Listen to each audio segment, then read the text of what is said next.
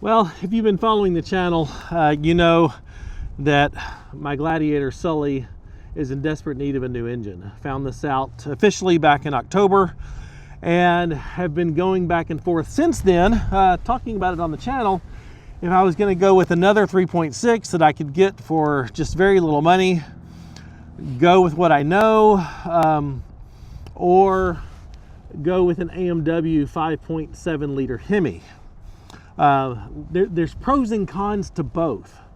You know, the Pentastar, I know it's inexpensive.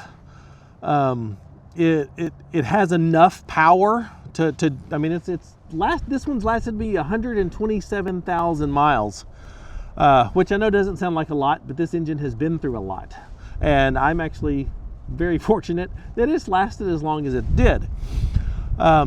But today is the day that Sully officially gets a new engine. Back in November, I had actually told my patrons that came to the Patreon gathering that we did at Maris Adventure Park that I was going with another 3.6. That is what I had decided on, based on multiple reasons, finances, all that sort of stuff. I was just going with another 3.6. However, in the last 2 weeks, something major has happened. Welcome to America's Most Wanted. Yeah, we are in Burton, Michigan, and Sully is getting the 5.7. They call it the 425. It has 425 horsepower, I believe 410 foot-pounds of torque, which is the smallest V8 that you can put in the Gladiator. That is up from 285 horsepower on the Pentastar and 260 foot-pounds of torque. I think. I should have looked it up before I made the video. But a significant improvement, but not crazy. Yeah, some things happened in the last 2 weeks that has allowed me to come up here and do a Hemi swap in Sully, and I could not be more excited. I mean, this is the kid in me. Yeah. So here's the plan. We're going to be here for a week and a half to 2 weeks. Sully's getting a new engine, new transmission, new radiator, re-geared, and some other little odds and ends here and there. I'm not gonna lie, I'm a little nervous about this process. I've seen other videos of Gladiators and Wranglers getting full Hemi conversions here at AMW, but they've all been either brand new or basically new with just a few thousand miles on them vehicles. I have yet to see a video and the process of what it's like when your Gladiator has 127,000 miles on it. This thing has been used and abused for the last 4 years, and they're gonna have to take it apart. Which I'm a little nervous about. Yeah, I'm a little nervous about the AMW tech guys, you know, getting their hands all in there, all the wiring for the lights and all that sort of stuff. Hopefully they can maybe help me clean some of that stuff up. But yeah, I've never seen the process with the well-used Gladiator that needs a new engine. Not just getting one because it's fun, but in need of a new engine. So I think the 5.7 is the engine Jeep should put, at least as an option, in the Gladiators. I think it makes sense. I think it makes more sense than the 392, which they've said is coming out. So one of the reasons why I wanted to do this is to find out how good the 5.7 is in the Gladiator, in that platform, especially considering all the overlanding that I do, all the rock crawling that we do. I wanted to see how it changes this vehicle. So here we are. Yeah, I'm pumped. But we will go inside and get after it. All right, well, they're going to drive it over. They start with a full inspection so they know what they're getting into. Belt sounds great on that. Well, we spent the night here last night, and just being alone in this building with all these incredibly built Jeeps, just getting to walk around and check them out. It's kind of like a Jeep version of Night at the Museum, if you've seen that movie. It was pretty awesome. Don is doing the check-in, recording mileage, the VIN, just kind of inspecting everything. If there's a problem somewhere, they'll fix it. He's very meticulous. Everything goes into a book. Everything gets checked off, checked and rechecked. Well, I'm a little blown away by this inspection process because they inspect everything. I was just inspecting to make sure the blinkers work, and you know, the running lights and headlights and fog lights, and I wasn't expecting that. Don just came up to me and said, "Yeah, this thing has a lot of codes, engine misfires and cam sensors, and there's a lot of engine codes on it." All right, well, now it's up high, and did notice the transfer case, which I was planning on keeping, has a pretty severe leak in it at the output shaft on the front. So they're going to inspect that and may swap out the transfer case too, or they may just put a new seal in the transfer case. But there you go. There's what skid plates look like after they've been all over Moab, all over different off-road parks, all over the Rubicon. Those little Asphere skid plates have held up amazingly, and they have been well abused. I don't know if the engine skid's going to be able to stay with the new engine. I think the engine skid may have to come out, or they may be able to modify it or something. I'd love to keep it if we can, but I don't know if we can or not. What's the verdict on the transfer case? Definitely low? Oh yeah. Yeah, it's a half-inch under the fill level where it's supposed to be. Okay. Yeah.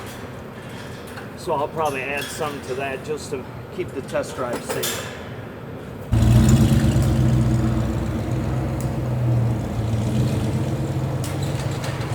They're taking that one out for a test drive. They're working on the tuning for it. But needless to say, there's a lot of rumbly V8 sounds in this place. All right, Don is done with the rack inspection, and he's going to take it for a test drive. Just get a feel for the steering and suspension and all that sort of stuff. And then when he gets back, the teardown can begin. So one cool thing that I just learned about AMW is they actually do their own bob beds. So this one's a bob bed, and that one's a bob bed, and they take the factory bed and bob it, and that is immaculate.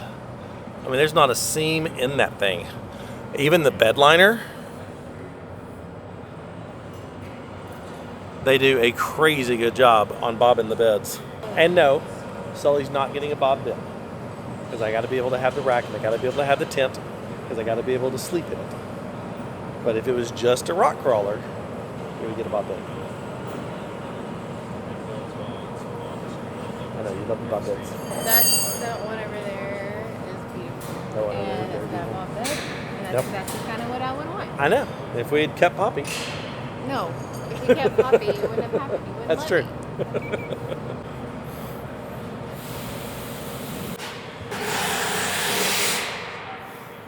This is it. This is the engine that's going in Sully. 345 cubic inch, 425 horsepower, 5.7 liter V8. With the 392 transmission. All right, my Gladiator's back from inspection. This is Ian. Ian's going to be doing the entire engine swap and the whole thing. So, yep. What's the plan for today? Get the body off it, get the powertrain out of it, and get it in the fab. Wow, and it's 11:20, and all that'll be done before end of day. That's the plan. That's awesome. Yeah, that is the plan. We'll dive right into it under the hood, get all the accessory wiring out of the way, and yeah, work on getting this thing, the 3.6 out of here. I can't wait to see it. Yeah. Awesome. I'll let you get at it. Yeah, no problem. Yeah, the biggest thing I was nervous about was someone having to undo all the wiring. Oh, but Ian did say he might be able to help me kind of clean it up and make it tidier too. Yeah, we got to make going it back look, together. We got to make it look approachable. Not that it works. It works. It's right? functional, but it's just excessive. Yep. I didn't trim any of the wiring when I put it in there. We'll get it all taken care of. Thanks, buddy. Yeah.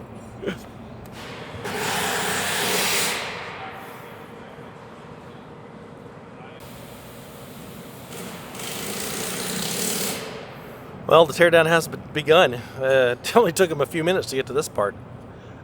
It's terrifying. It's truly terrifying. And it's so filthy. It's crazy to think this is going to look like a brand new engine bay when they're done with it.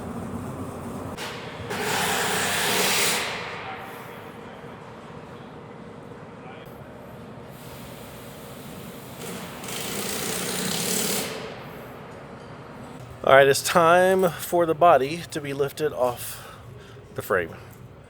This is crazy.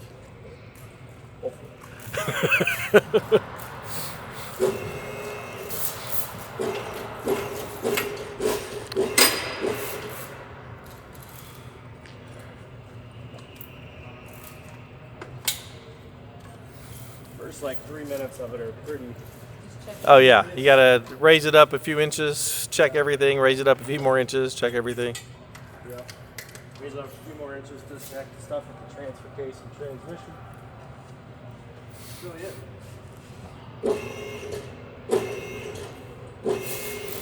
So that's what it looks like with the 12-inch lift.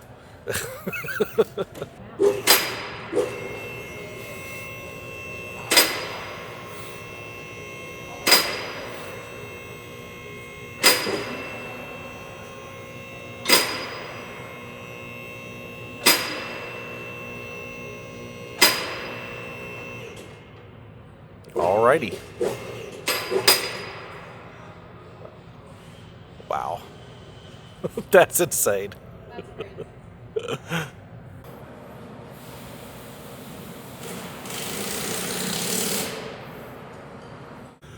All right, now you get to inspect all the things. Wow, where do you think this is coming from? That's because I cut your heater hoses. Oh, okay. Yep. I mean, I wouldn't be surprised if that was fluid coming out of my engine. Nope. So, all right. Engine looks dry. Transfer case, yeah, everything looks centered around the yoke there. Yeah, we'll have to see once the engine's actually out and make sure that these are a prone spot for them to leak. Yeah. Sometimes the drain is prone to leak. So we'll see. This is like when you move or you sell your home and you like go and clean it out and you realize you didn't get that spot behind the couch very well. Look at this. Where's at the couch? This Right I don't. there. Who knows how many years of Ozark leaves Like, is that and an Arizona twigs? leaf? Is I'm- that a California leaf? It could be Kentucky. There definitely could be some Kentucky leaves in there. But oh my gosh, I can't wait for him to just tidy up all this wiring that's going to the bed. He's going to run it along the frame up here and zip tie it all pretty. It's going to be a new Jeep. All this gets cleaned up. Oh, this is so crazy. The good news is we haven't found any mice living in there. I mean, maybe the leaves that. I checked. There's nothing alive in there. Well, not anymore. I'm just standing here looking over everything. As Ian went to take a break and refill his water bottle and stuff. I've just been standing there looking at Sully. How dirty everything is. All the leaves and stuff just kind of caked here and there. And I'm absolutely blown away. Blown away at how meticulous these guys are. And more importantly, how meticulous they're going to be when putting it back together with all of my, I don't know what I'm doing, wiring type stuff. They're going to take the frame and they're going to completely clean it. And I'm absolutely blown away.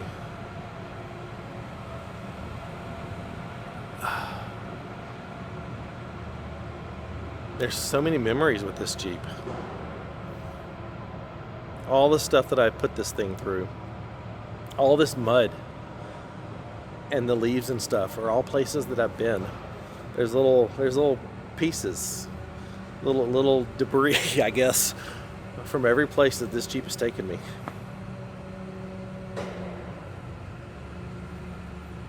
and it's kind of emotional. So everything that comes off that gets reused goes in its own bin.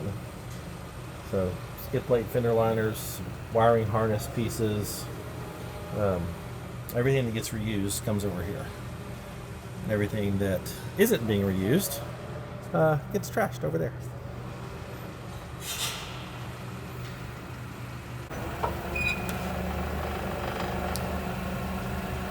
Goodbye, Pentastar. You have served me well.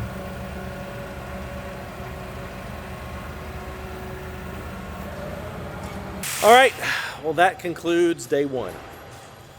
I think that's a heck of a day one. That's wild. He got the completely torn apart and the engine out in basically 6 hours. It's crazy. That's insane. With some tweaks to some electrical things. Yes. He could have gotten out faster if it wouldn't have from my wiring. Well, here's my old engine. He said he was coming over here to power wash. It looks like he got started because my transfer case will be reused. Or at least it's supposed to be. There is a leak coming from somewhere around in here. That may just be a seal at the yoke that they can replace, but they're going to figure that out. I think I'm gonna ask him if I can take this home. One, they're rare; they don't have engine covers anymore. And two, I think I just want to remember this engine. I mean, 127,000 miles. This engine served me well. I have no complaints on this engine. But I think I want to hang this on my wall in my garage as a memento to the Pentastar. I found Ian. Also found the back of Sully. He's going to, I think, also wash the frame and all the little bits. Ian, today's day 2. What's the plan for today? What does day 2 look like? So day 2 is we're going to power wash this chassis before we give it to Peyton. She's going to cut the mounts off, the EPS, electric power steering brackets, and then she's going to notch our cross members so our trans and T-case will all fit in nicely. And now we should have a powertrain in it by the end of the day, hopefully. Powertrain by end of the day? What? Yeah, body done, hopefully. I did not expect that. There's only one way to do it, and that's go. All right, well, let's go. Yeah. I'm going to get a tool so I can take the engine cover off. I didn't expect for the new engine to be going in today. That's crazy. All right, I have my souvenir from Sully 1.0 to take home and hang on the garage wall. That's so nasty. Yeah, it's something. I mean, there's some mud and oil caked on that sucker. 100%. Wow, there is still black paint under there.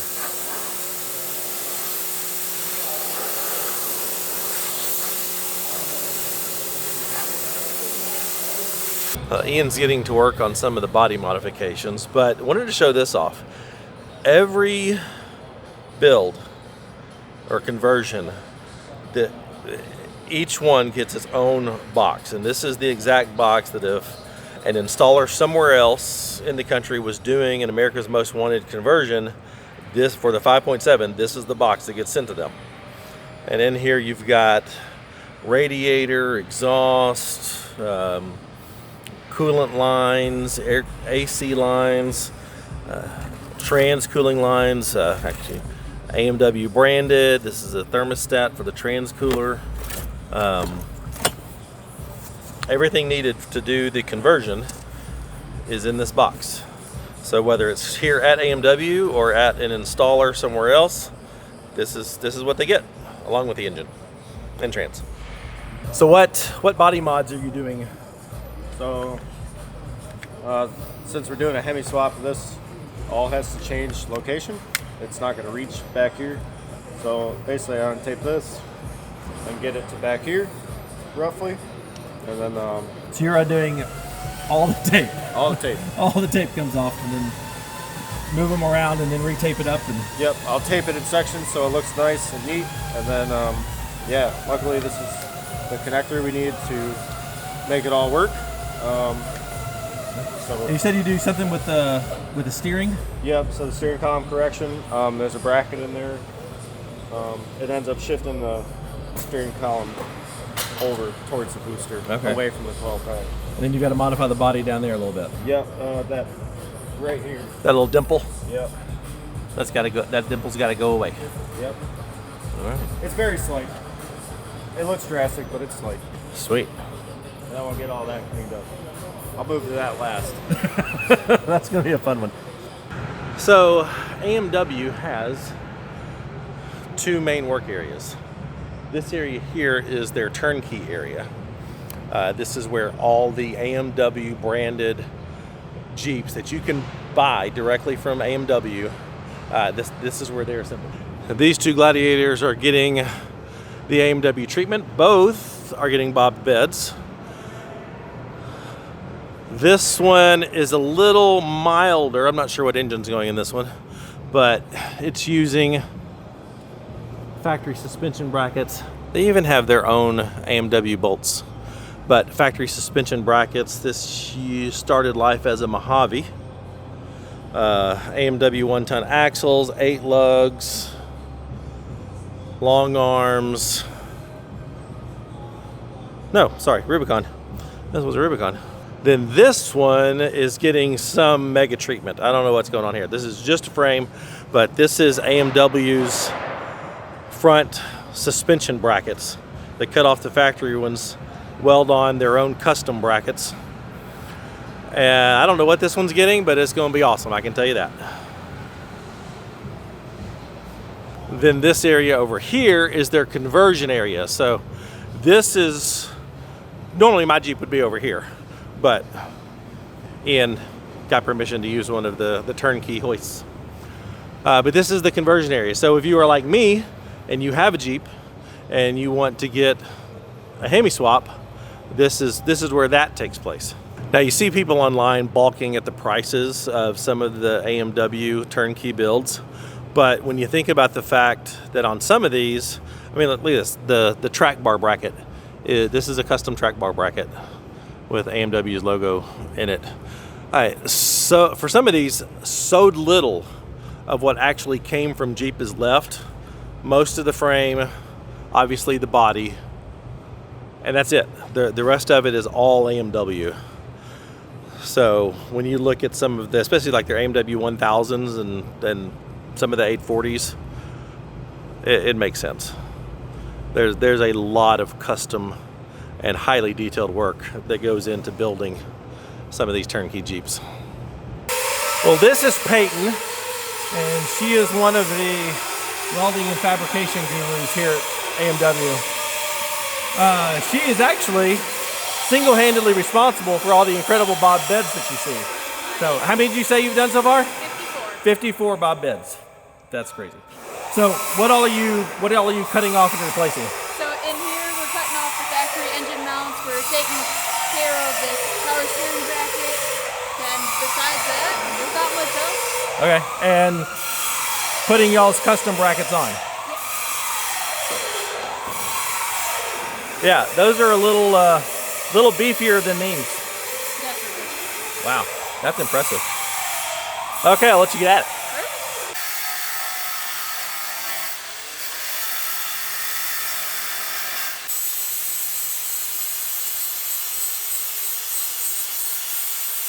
So this is what it looks like when Ian is done with redoing the factory wiring. Look at that. That's beautiful.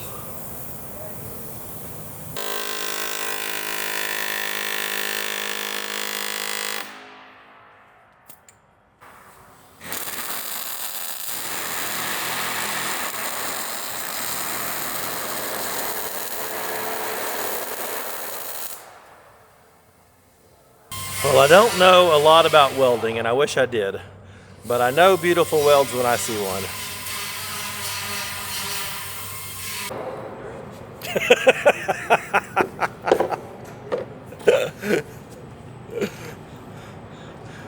This is Ian's most favorite part, especially on Jeeps like mine that have a crap ton of lighting and wiring. Oh, I don't know. Define favorite. No, it ain't. It'll be all right when we're done with it. I can't wait. He actually said my wiring was solid, but I just have excess, Yeah. major excess wiring Just excess. because I didn't trim any of my. Nice person. I think you just, I just didn't trim all the wiring that Diode Dynamics provided. So We'll figure it out. Or hide it. One of the two. good plan. Yeah. Another thing they have to do is notch the cross member. And the brackets are in. Karen and I just got back from lunch. So let's check on things. Oh yeah. Frame is ready.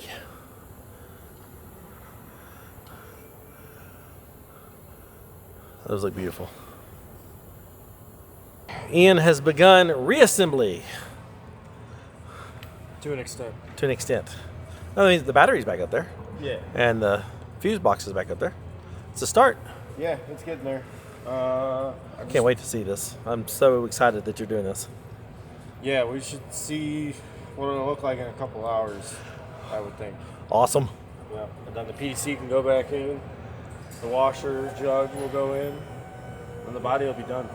Obviously, the heater hoses will come off. Those will go on the engine. Yeah. And we'll get the powertrain in it. Sweet. All right, Andy's over here working on our transfer case. Has it torn apart. What you finding?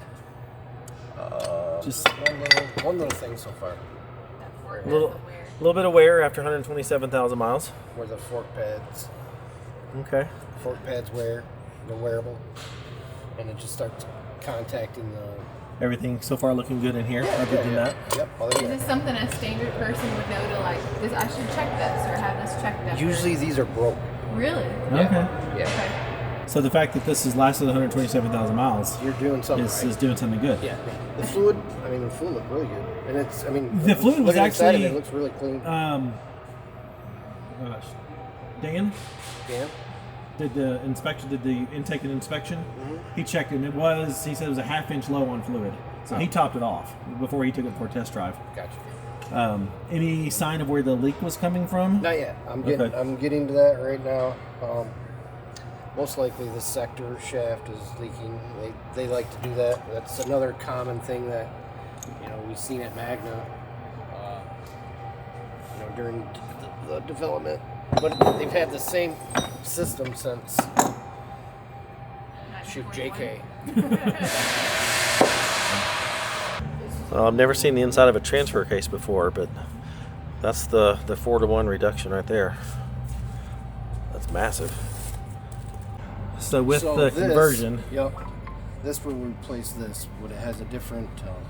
This interface is different right here.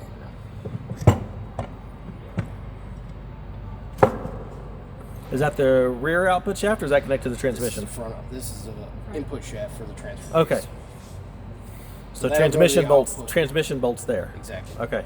So I've got to have a new one of these to bolt to the new transmission. Yep. Oh, so yeah, I The can see 392. That one's a lot interface. bigger. Yeah, it's essentially the same thing, just a new pattern here, Yeah. so that you can adapt it to the 392 with a factory adapter, and not some, Not some aftermarket. some billet. This Right. is a factory. Beautiful. Well, I know a lot more about transfer cases than I used to. The people here are just so knowledgeable in like their little expertise. It's a team, man. It's crazy. Like Yeah. from the girl that's welding to Ian who's taking things down to the T-case guy to the inspection with Dawn. Like, Yeah, everybody knows their stuff. no. It's wild. It's been really cool to be able to hang out here and like sit here with it, because it's like you're kind of be able to like kind of be on staff a little bit to watch this. But Definitely get to see all the behind the scenes. yeah, it's just more personable, and that's where it matters. Well, now's a good time to introduce our newest sponsor. With them working on the transfer case and Be Real building it, Blood Lubricants. They have specialized in the racing industry, but are breaking out into the consumer, specifically targeted to the off-roader. but they make all kinds of fluids. So all of their fluids is going into our Hemi. We've got their power steering fluid, we've got their ATF, we've got, what is this, gear oil, we've got their, this is their 0W40 engine oil. One of these boxes is brake-in oil. They've got assembly lubricants, but yeah, Blood lubricants. If you want lubricants that will absolutely take care of your Jeep, look these guys up. They are on par and above with the best oil companies in the business. And we were hoping to stop by and visit their plant on the way up here, but it didn't work out because they're just south of Chicago where their refinery is. But that will be coming soon. I'm chomping at the bit to go learn more about this. But yeah, Blood lubricants. This Blood lubricants will be going in every single one of our vehicles from now on. Well, they've just about got this blue 840 finished, and oh my gosh.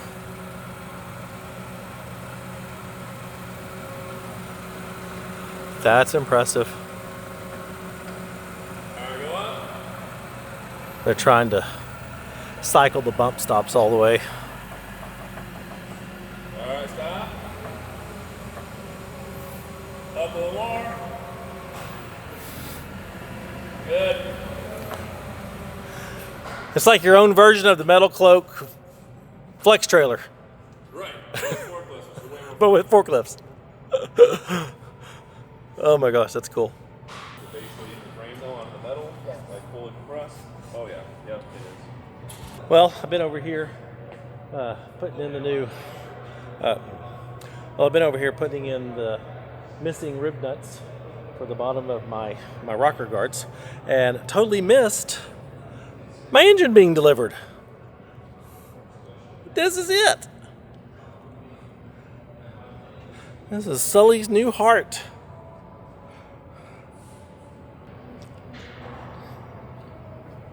This is the coolest thing ever. All right, I got my projects done, but while the engine is here, Adam is looking for some bearing for my transfer case. That's what was bad and was causing the leak. So he's trying to source a bearing for the transfer case.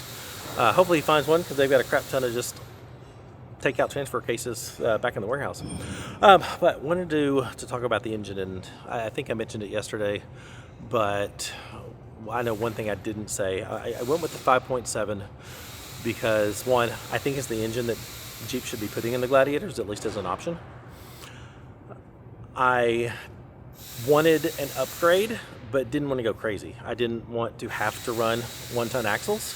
I didn't want to have so much power that I'm, blowing differentials, snapping axle shafts, that sort of stuff. I wanted just a good, solid upgrade. And one thing with all of AMW's engines, 5.7 included, and I've seen some questions about this in the comments from yesterday's video. So that's one of the cool things about doing this daily vlog thing, which I've never done before, is I get to answer questions that just came yesterday. This is a non-MDS engine, so there is no cylinder deactivation. There's nothing in here that's gonna, make it a 4-cylinder or a 6-cylinder while I'm cruising down the highway. This one is a V8 and always a V8. So super pumped about that. One thing that AMW does is the intake manifold, right here. The intake manifold is from the 6.4. It's from the 392. So it's got all the benefits of the 392 intake manifold is in it. Mates right up with the airbox, and for the 392, those hoods, the Hydroglide hoods or Hydroguide hoods, mates right up with that. So they do that on all of this.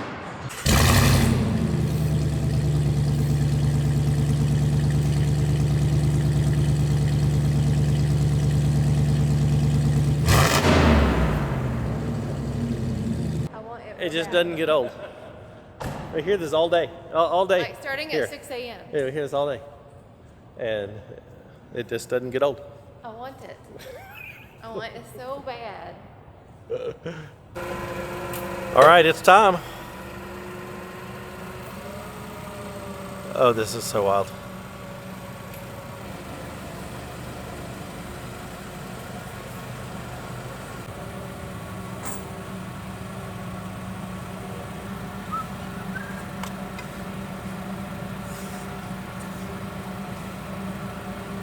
The engine is in.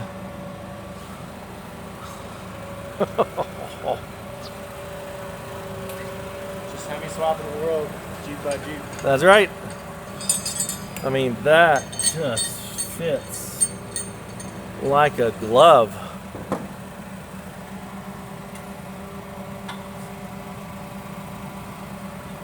Wow.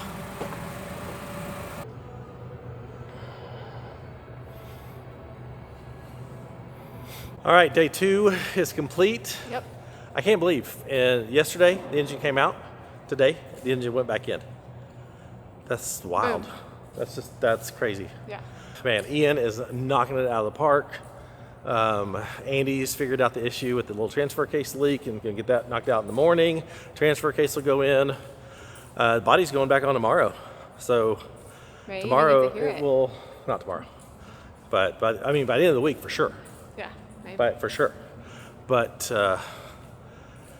yeah, it's crazy. If you are interested in finding out more about doing an AMW conversion for your Jeep, there is a link in the description, and I'll put a QR code.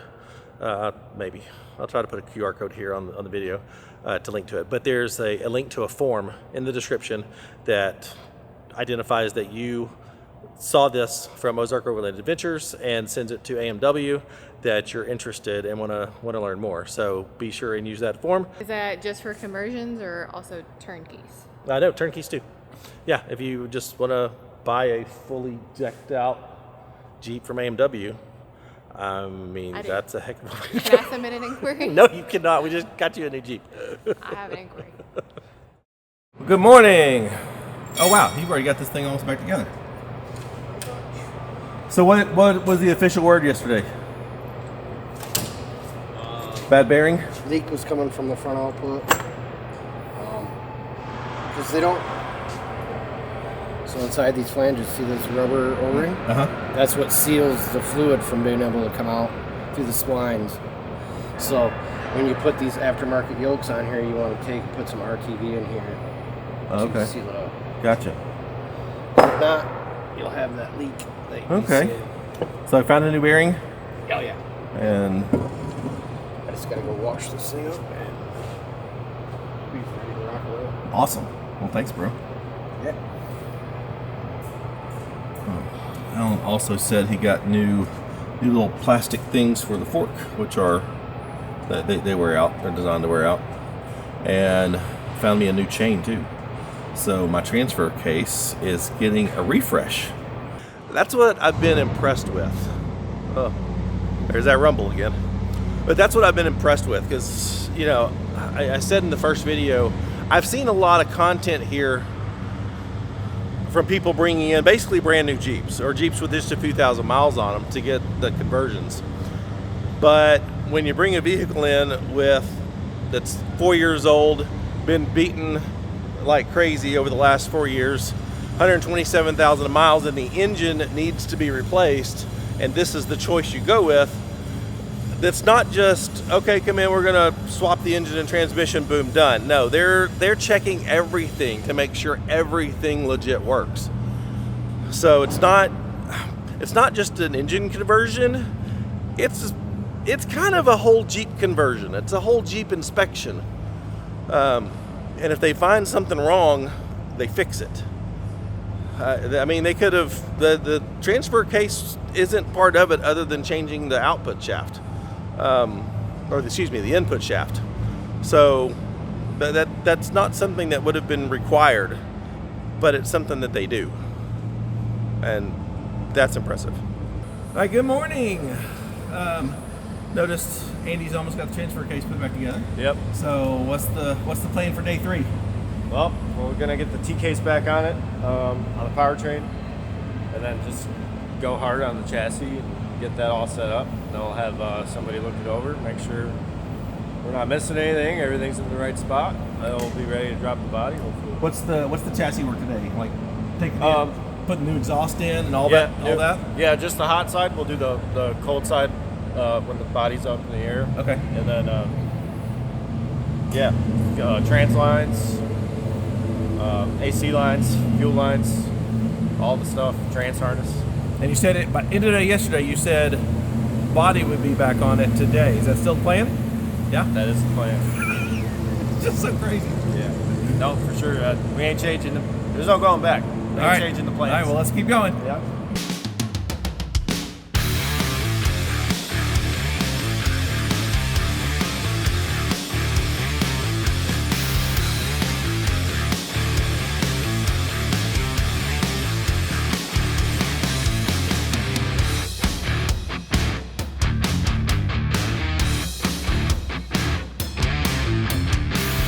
I'm gone for 10 minutes and the transfer case is in.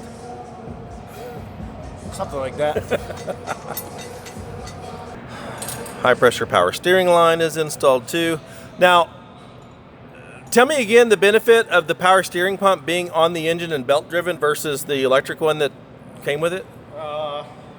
Overall, a better steering wheel control and feel. And as far as off-roading, it just gives you endless power compared to your electric power steering pump. Because I can kind of control how much power I'm getting to my power steering by just giving it a little bit of throttle, right? Yep, just a little bit more RPM. That's all you need, and you can power through your steering. That's all you really need. I can't wait to see how that works out, because turning 38s with the factory steering pump can be a challenge sometimes, especially when you're locked on rocks. Yes, 100%. All right, Now you have that little extra leeway with your pump. I'm anxious to try that out. Well, I'm in here shooting B-roll for the video today, and just noticed something that's kind of humbling. I said in yesterday's video that people look these up and balk at the prices of the turnkey AMWs, but this is a 707, so it's got a 6.2 liter supercharged engine, the Demon. Tons, 40s, long arm suspension, bumpers front and rear. This thing is ready to hit to go. Price $159,995, so $160K. After this engine swap, I will have that, maybe even a hair more, in my Gladiator. Now, my price includes all the bed rack and tent and auxiliary batteries and all that sort of stuff. But I don't have tons and 40s, and so the price, I would almost say that's a good value compared to everything I put into my Jeep and being basically the same price. That's wild. One of the things we're doing, since the factory breather hose on the transfer case just ends right here, it does have a special valve, and I've never gotten water in my transfer case. But since we can, we are going to route the T-case line up to the top of the engine like they used to have it on the JKs, just for peace of mind. I've never had an issue with this transfer case in water, but since we can, we are. So this is the warehouse. And it's kind of like an adult version of Toys R Us. Every part that you can imagine on these Jeeps is in here. This is their takeout row. So all of these are, let's see, a whole bunch of 3.6s. There's some 2-liter turbos up here. Whole bunch of 3.6s. There's transmissions, there's transfer cases, and all of these are takeouts. Maybe Jeep should come and look at all the takeouts to see what they shouldn't be putting in. Maybe so. I am concerned. We'll have to see how this goes, because Jared told me the full-time 4-wheel drive transfer cases, like you have in Ren, they have problems with these. Oh. And so they take these out. They don't use those in their builds. There you go. I'll submit an inquiry. And they have some electric motor down here that I did not know that it had.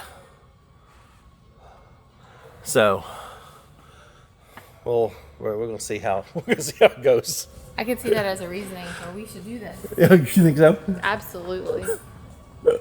I just wish that I could come back in here and you know that game that used to be on the game show like Supermarket Sweep where you get a cart and you have like set time and you'll get as much stuff as you can and then you get it.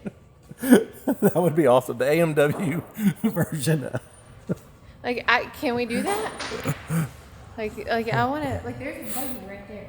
Oh, we can take it. I wonder if I can get the Jeep out front in it. All these are crate engines because they're engines in crates. That's why they're called crate engines. But all these are engines. Jared said he likes to keep a couple hundred engines on hand. So all engines, more engines over there.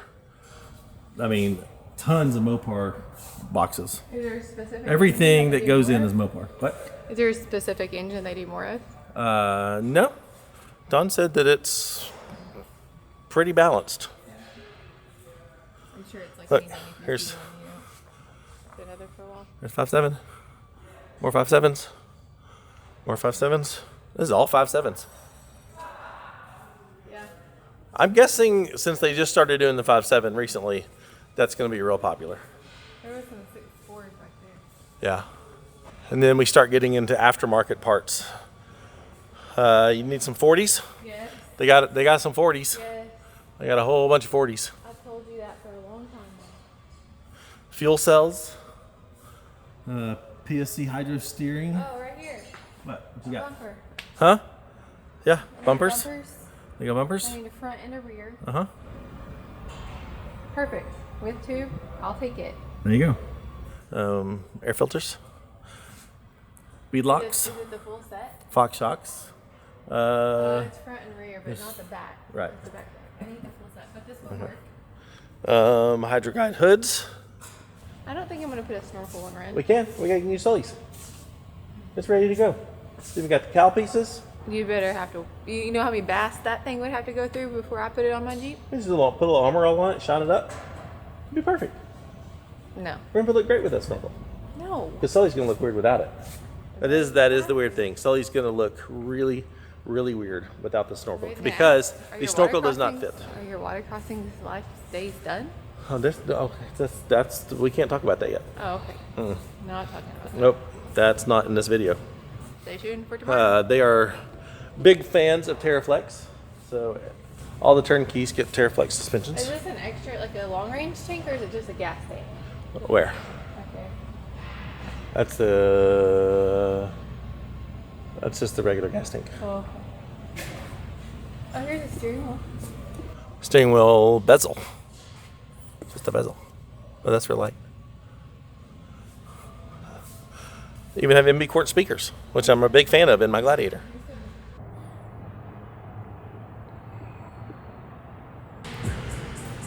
Front drive shaft is going back in. Ian's been busy just reconnecting all the wiring harnesses and stuff, getting ready to drop the body. There's just things that are much easier when the body's off, like a front drive shaft. That's a pain in the butt when the body's on. I can vouch for that. I can too. There were a couple questions that came through in the first video about the weight difference between the 3.6 and the 5.7 and what I was going to have to do suspension-wise to accommodate for the added weight. And I asked Don, their powertrain specialist here, and he said, I mean, engine, I'm not sure about the transmission, but engine alone, maybe 40, 50 pounds difference. So not a lot. They say suspension modifications aren't needed, but just as a precaution, I did replace my front coils with the diesel Gladiator coils from Clayton Off-Road. So it does have a little bit higher spring rate to accommodate for a heavier engine, heavy transmission.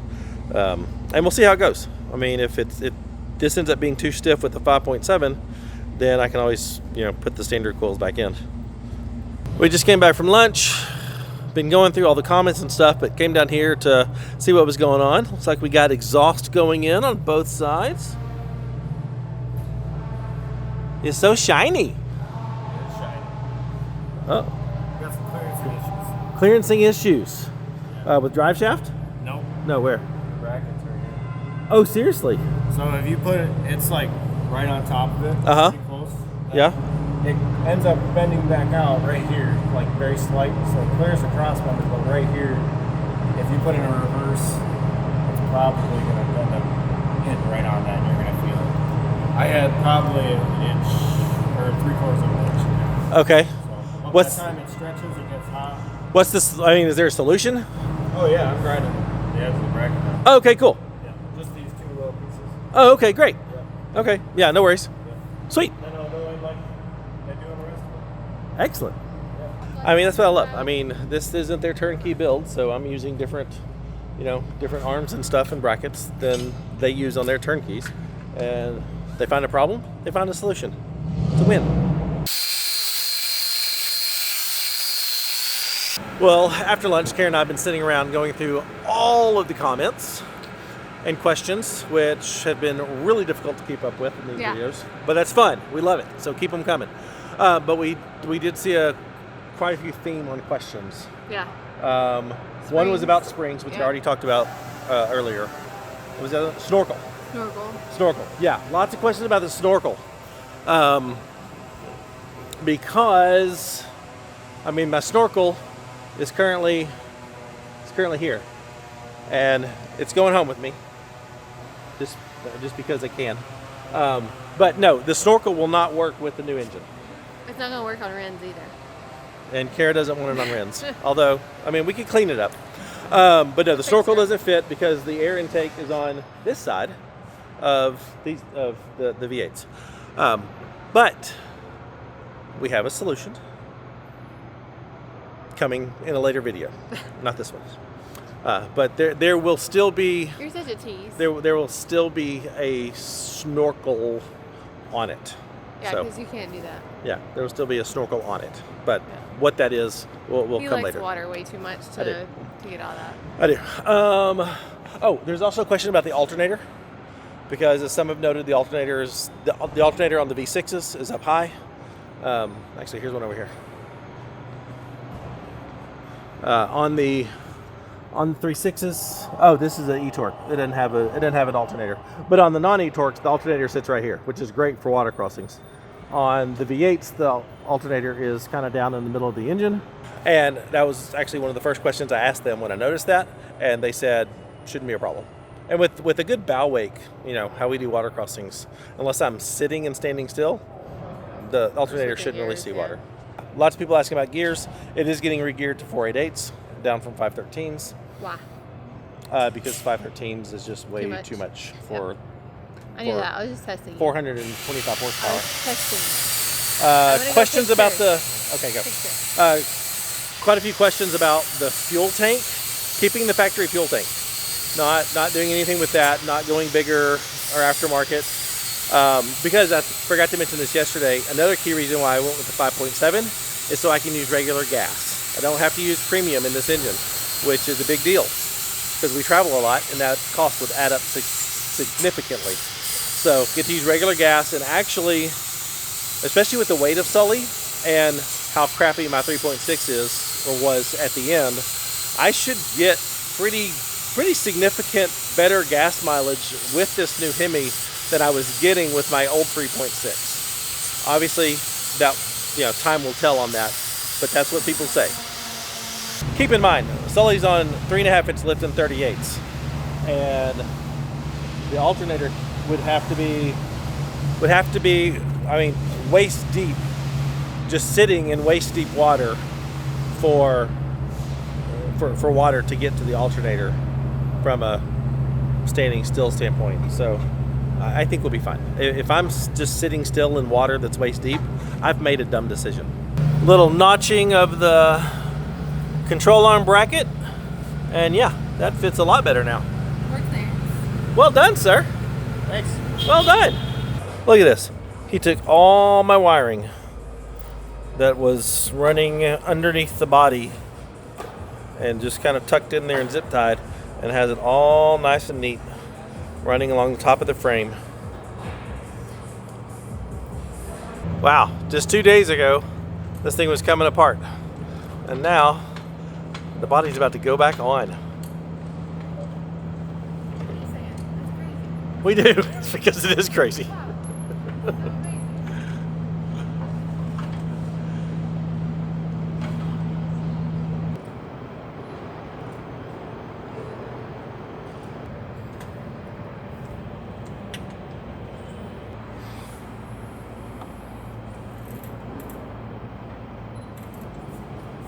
Oh. This side didn't quite go in.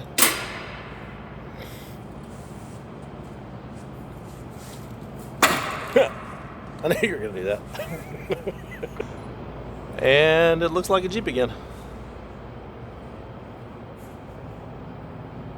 Since Blood Lubricants is helping sponsor this build, Ian let me put the oil in. And I'm nervous because at home I always make a mess. And I don't want to make a mess on this one. So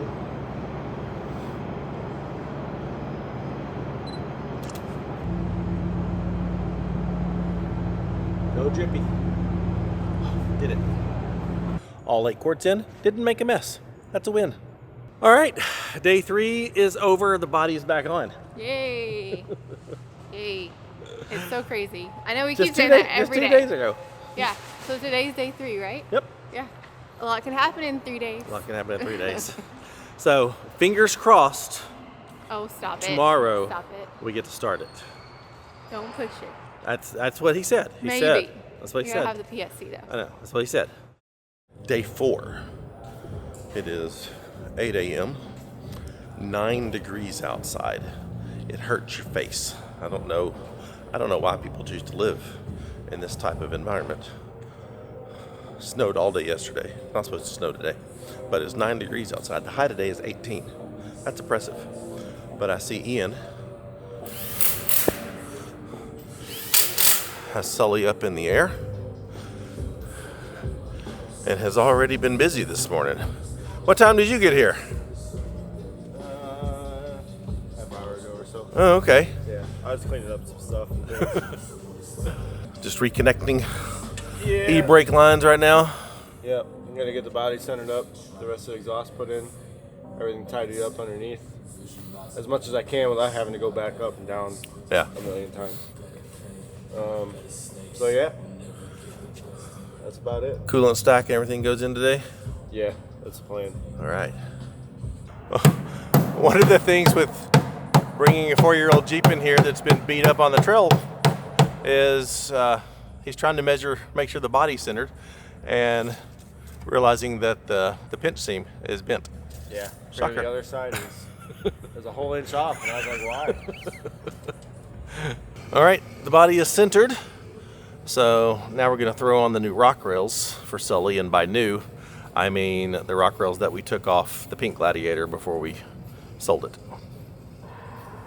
So new to Sully, not new to us.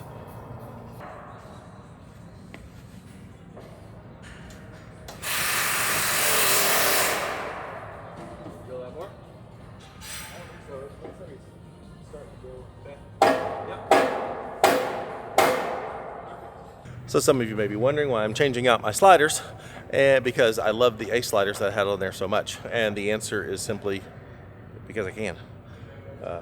We had these, and I like these a lot. Kara had these on her Wrangler and beat the crap out of them. My 2 issues with the A sliders were, one, they sit down below the Rubicon rail, so you did lose a little bit of that corner ground clearance when you're trying to skate around rocks and stuff. And 2, since it's set right under the Rubicon rail, sometimes there was some vibration and rattling from that. So the downside to these are they don't come out from the body as much as the A sliders did. So we'll see. I'm not getting rid of my A sliders just yet. So we'll see. I did like how far the A sliders stuck out as far as like pivoting around rocks and pivoting around trees. But I like those too. I'm gonna give them a shot. All right, the new to Sully rock rails are.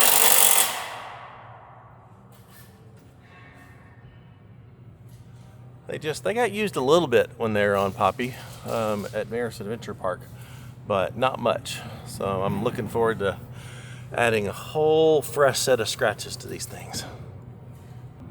The mufflers have the AMW logo stamped in them. That's so cool. All right, master cylinders, brake booster, all brake related stuff is going back in. Well, this is the part on day 4 where things really start to slow down. Becomes much more meticulous, much more tedious, just a much slower process, getting everything reconnected, making sure everything is all done properly. And so the pace slows down once the engine is back in and they're hooking everything back up and, you know, getting it ready to run. So it's been pretty fast paced up until now, but now things are getting a little more relaxed and methodical. All right, I just talked to Asphere, and everybody's been saying my engine skid for the 3.6 will not fit the new engine. So they are shipping the skid for the 392 out, so it can arrive here at AMW before we're done, and we'll have a fresh engine skid on it as well. I'm seeing more bits. Yeah, piece by piece. Okay, windshield washer moves over there. Yep. I gotta remember that. I'll accidentally fill it over here and spill it. Uh-oh. You don't want to do that. Let's see, coolant reservoirs back in. Got some coolant lines in. Got more parts. Here's a hint of what is coming with the hood. Some of you will know, but there's a hint with what's coming with the hood. All right, radiator stack is in. We even have a headlight in. It's starting to look like a Jeep again. I think you missed a few spots. Yeah. I clean up, and then I'm getting out of here. All right, well, thank you very much. No problem. We will see you in the morning. See you in the morning. What's tomorrow's plans? Keep it going. Keep it going. Yeah. Just hammer away. We'll get this dial dynamics box back in there and get all the wiring routed. We'll post a before and after, hopefully. That'd be great. I'm so pumped about that. Yeah, it should look good. It's like rat nest versus not. Yeah. All right, see you in the morning. Yeah, see you in the morning. Well, good morning. It is day 5 of our 5.7 Hemi conversion on my Gladiator Sully. Let's go down here and see what Ian's up to. Actually, let's see what Sully is up to since he's up in the air. Looks like exhaust is going in.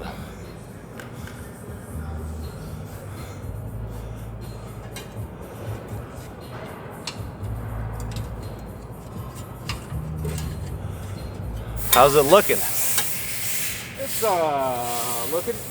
It's a looking. It's a looking. See if I get this in there. How did our modification do getting it tucked back just a little bit more? It looks all right. I just gotta manipulate the exhaust a little bit more and figure out how it's all gonna sit. But we definitely have clearance. I just have to get the exhaust.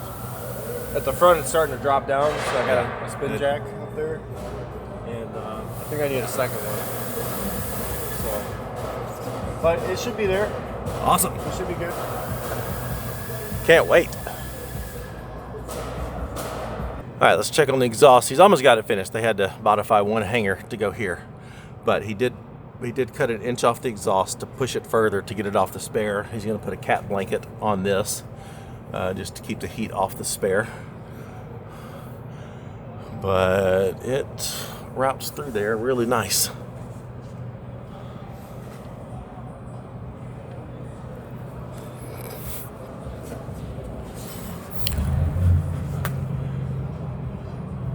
It looks so new under here. It does. And you got this, and then the skid plates. Yeah. But even where we modified, it's got plenty of clearance. Oh yeah, it does. That's awesome. Yeah, that looks great. Engine bay pretty much finished up today. Yeah. Hoses and wiring. Yep. We just got 2 hoses left. We got the oil cooler, plumbing to do, and then that finishes up the cooling system, so we can put some coolant in it. And then we'll probably get started on the wiring, get that all dove into, cleaned up, see what works. Sweet. Hopefully. And then end of the day, hopefully gears are getting torn down, Yep. Axle will come apart. which will work out well. Monday finish that up. Hope Monday have the PCM back and put that in there. Yep. And we'll hear it run. So I keep getting questions in the comments about the axles and if I am going to be or need to be upgrading my axles since I've got the factory axles in mine. And for the 5.7 and even the 392, that's not something that they push because it's not needed. This silver one here is a conversion. It's got the 5.7 in it, and it's still got the factory axles. This little orange 2-door has the 5.7 in it, and it's got the factory axles. It's still basically on the factory tires, or at least factory size tires, but that thing's got a 5.7 in it. I noticed that this one still has the factory axles in it. Is that a concern at all for the 707? Oh, really? Do all the Adventure Series get the factory axles? Okay. Yeah, they basically, Adventure Series is basically factory axles with the 2-inch lift, the 37s, and then the V8 swap. Okay, and what level engine do you get on the Adventure Series up to? I think you can only get up to a Hellcat. Okay. Because that's what that Fathom is. That's Yeah, an Adventure okay. Series with a Hellcat. Okay, and that one has the Most factory. of the time we you just... say only. Only get a help. Yeah. Well, most of them that we've done have just been a 5.7 or Right. a 6.4, you know, like, or the 6, yeah, the like 392. Okay, that's good to know. I've had a lot of people ask about the axle. At what point do you need axle upgrades? Yeah, that I don't.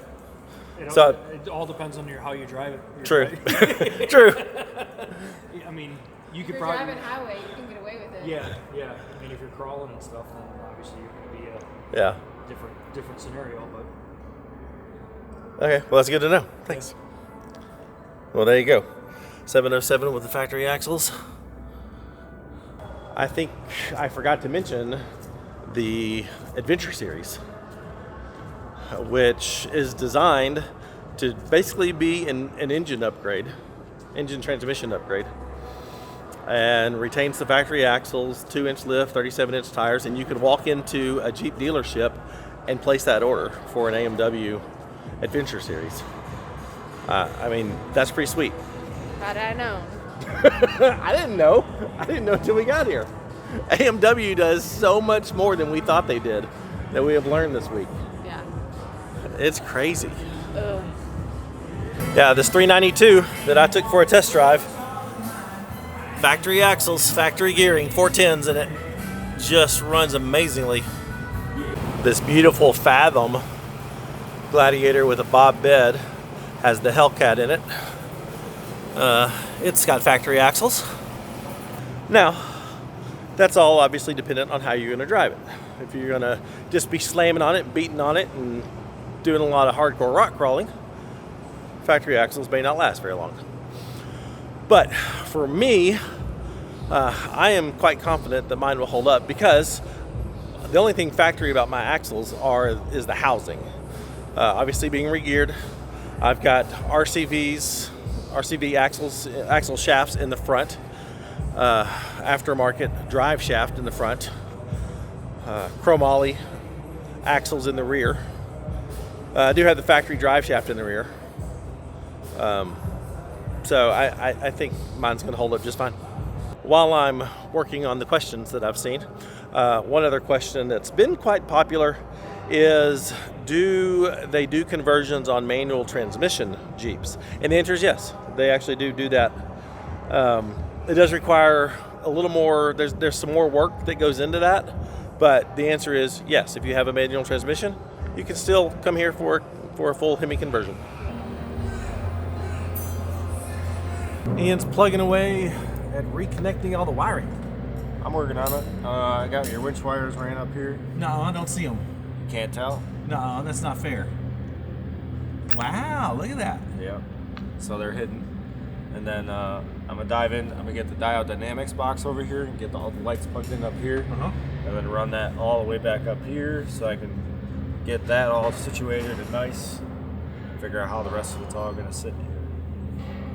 Dude, it's gonna be sweet. It's gonna look nice. This is above and beyond, and I thank you for that. No problem. You have to. I'm gonna just not do it. I'm not gonna even recognize that that whole wiring area. Yeah, you're gonna have to call me for questions. I will. But yeah, it should. We touched it. We're gonna fix it. So that's freaking awesome. It's gonna work out.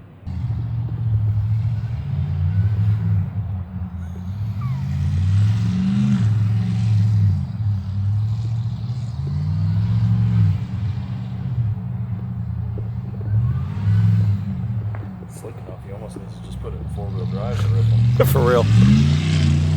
There he goes. Another day at AMW.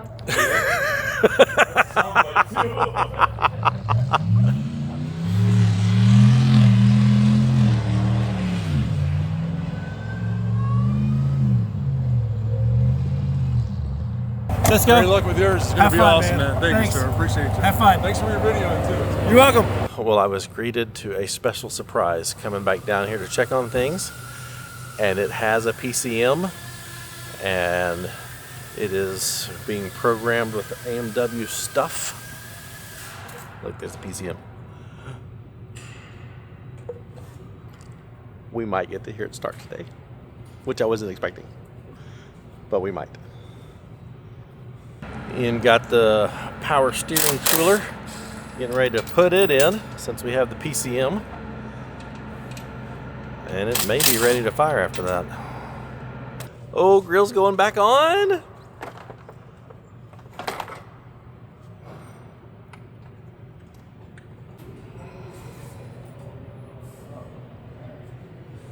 All right, Should be ready. first start. Oh, I'm nervous.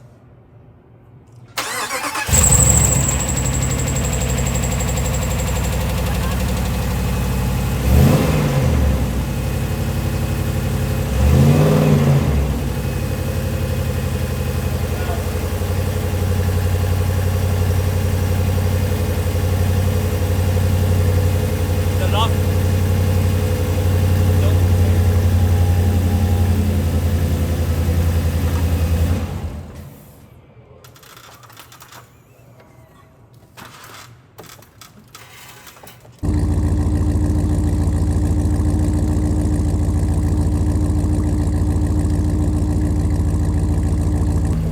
Sully lives.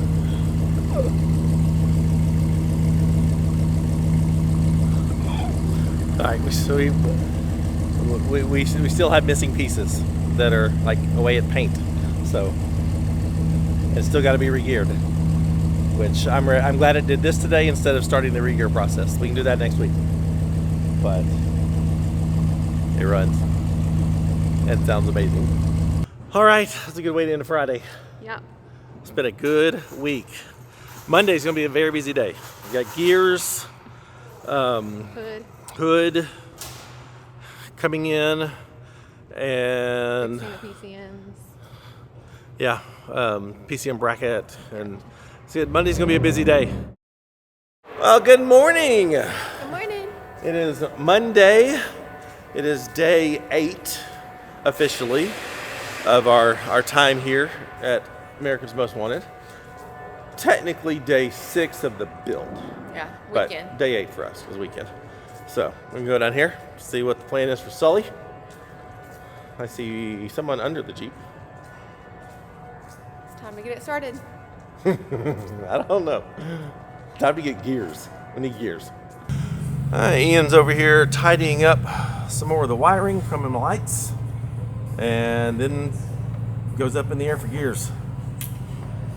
A few more wires to add in, and yeah, we'll be going up. Should have the gears ripped out 1 o'clock-ish, and then hopefully Andy will get over here and get it all set up. Or Andy and I should say. Sweet. So, with the new engine, there is a code that is still there from when I brought it in, because it had a whole lot of codes when I brought it in. Yeah, I think it's it was a blowing the code. fuel pressure sensor code. So Yep. we're going to run to a Jeep dealership and pick up a new sensor. Yeah, we gotta go to an Amazon locker at Walmart. Yeah, we got Aaron's store. And so let's do that now, and then I can come back and take pictures of the gears, because I've never seen gears. She's never seen gears. So it'll be a fun day for her. Maybe they'll let you get your hands on greasy. I'm down.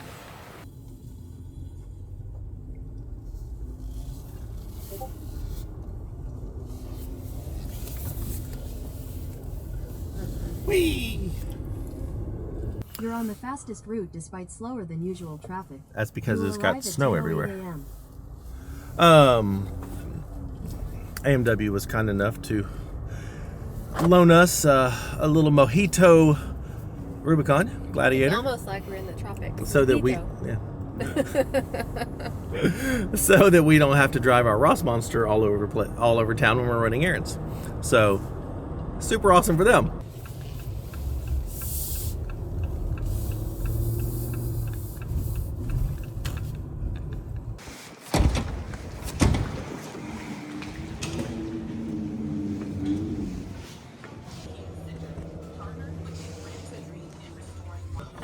Good morning.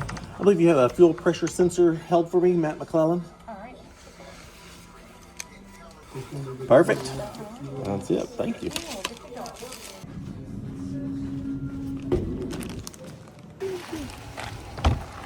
Got it. Yay. All right, got the needed part, and now we'll head back. This was one of the many codes that Sully had when we got here. All the rest of the codes have gone away. But this one little part takes care of that one. Then Sully be code free. Yeah, we want to make sure that we leave without codes, just in case anything does pop up. We'll know that that's like New. very new. Yeah. And we need to address it. Yeah. I mean, this isn't required to be fixed because it's just a little sensor. We could have done it at home. Then I could have done it at home, but I want to, leaving here, making sure everything is in perfect shape is a priority. Why?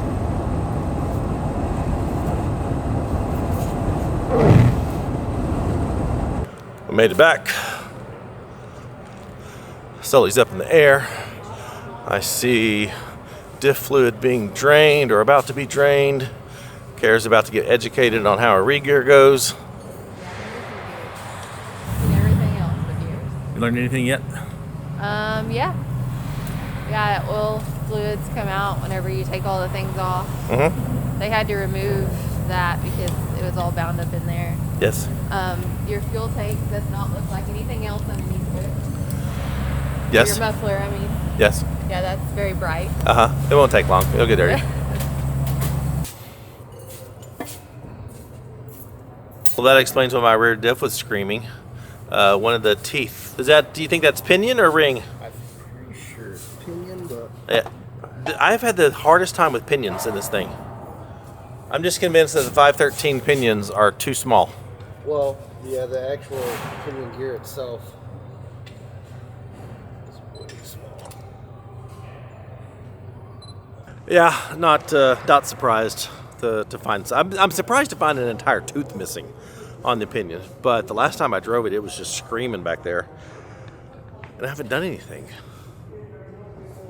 I haven't done anything since the Rubicon challenging in it, and it wasn't broken then. It just started in the last month making the whine that comes from a rear, that comes from a issue with your rear differential. So not surprised it was a broken tooth off, but glad we're regearing it. Definitely wouldn't want to run that with the 5.7. That would have been a disaster.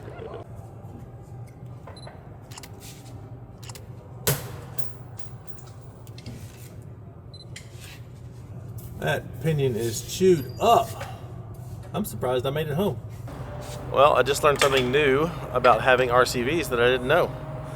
That the axles won't come through the knuckle without the boot coming off. And it's a pain in the butt to get off. Good. He got it off.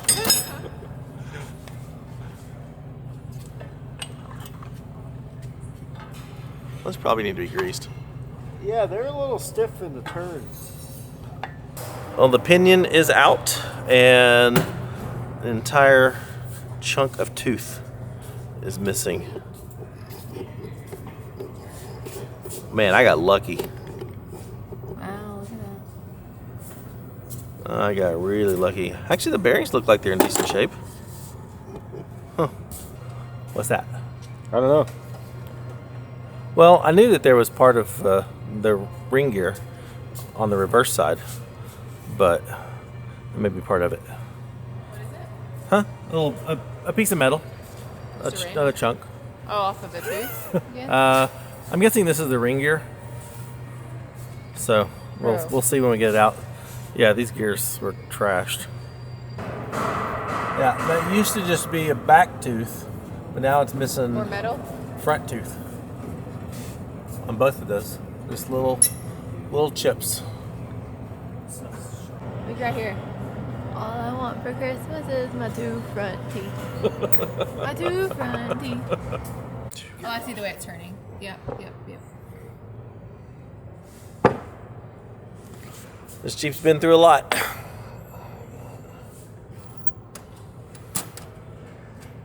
And I'm so thankful the guys at AMW are doing the re-gear. All right, both front and rear carriers are completely torn down. And clean. And just ready for the new gears to go on. I am so pumped. Look what arrived today.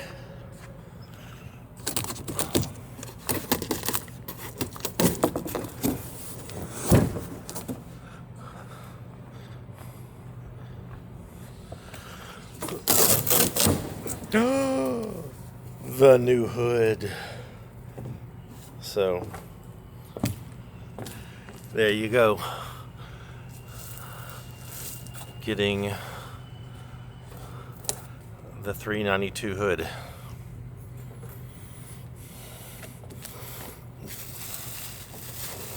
Come here. Come here. Open it. Let's see. It's so shiny. Is it gonna look okay in my otherwise scratched the crap up Jeep?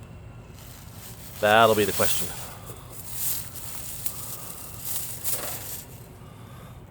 All right, now to get the graphics for the hood and put those on before the hood goes on the Jeep. I may have to go outside and grab some snow with like a little sand and rocks and stuff in it and rub those all over the hood to make it match the rest of Sully. Look. Graphics are on. I added same graphics that I had before. So this is all the topo of the Ozarks. Up here and here, my favorite camp spot's still right there. Shout out to Sticky Vinyls for that. Yep, Sticky Vinyls came through, and then added the little 425, just as a little homage to what's under the hood. 425 horsepower. So yeah, this is the Mojave hood. 392. Mojave. 392. What's the difference? Under the hood. Oh, that's tomorrow's It's video. it's not in there yet though. Is that tomorrow's video? Hope so. Okay. I don't know if it's going in tomorrow or not, but yeah. But not like a typical 392? An AMW 392. Exactly. Okay. So I thought I don't know. I thought it was going to look really, really weird without the snorkel, but I'm not really noticing it so far. So we'll see. I've seen this thing taken apart all week. It doesn't. That's probably it. So y'all tell us. About the light bar. Well, we got the brackets over there. He's gonna put those on in the morning. He was working on that. But y'all, I mean, what do y'all think? Snorkel? It doesn't have the snorkel. So does it look weird? Does that really change things? Let us know. All right. Well, that concludes day. What are we on? 8. This is going home. Yeah, that goes on the garage wall. The old hood. But he's still got to get the windshield washer stuff out of it. And maybe wash it before you put it on the garage wall. Oh. Yes. Oh my gosh. All right, day 8 is in the books. We've got the gears are completely torn down. Yep. Some more wiring got done this morning, but gears completely torn down. And so in the morning, the new gears will get installed. Right there. Yep, they're on the floor. And then the hood came in. The hood's what I've been most excited about this week. Well, I mean, aside from driving it, but I was supposed to say. the hood is what I was looking forward to most today. Okay. Was the hood, and the hood came in. What are you looking forward to tomorrow? The gears being in, and fingers crossed to get to drive it late tomorrow. Stop Fingers crossed. it. Well, good morning. It is day 9 for us, day 7 in reality of build process. But it is day 9 for our 5.7 Hemi conversion in our Jeep Gladiator. And we're getting a late start this morning. It's already Sleepy. 9:15. Still could be in bed. Still could. We tried to find the northern lights. And we last missed night. a lot of activity this morning. A whole lot. Andy's already got the You got the pinion in gears all put together. Rear pinion is going in. And it's only 9 a.m. already? Is this the front one?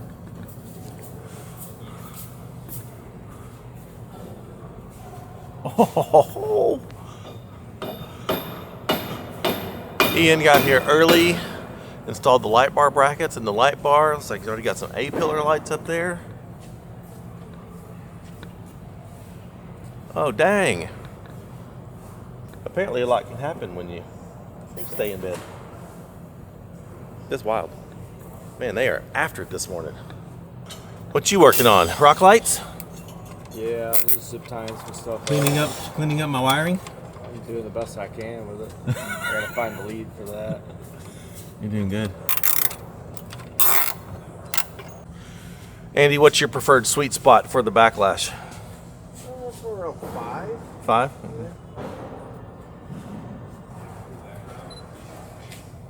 Anywhere from 5 to 10.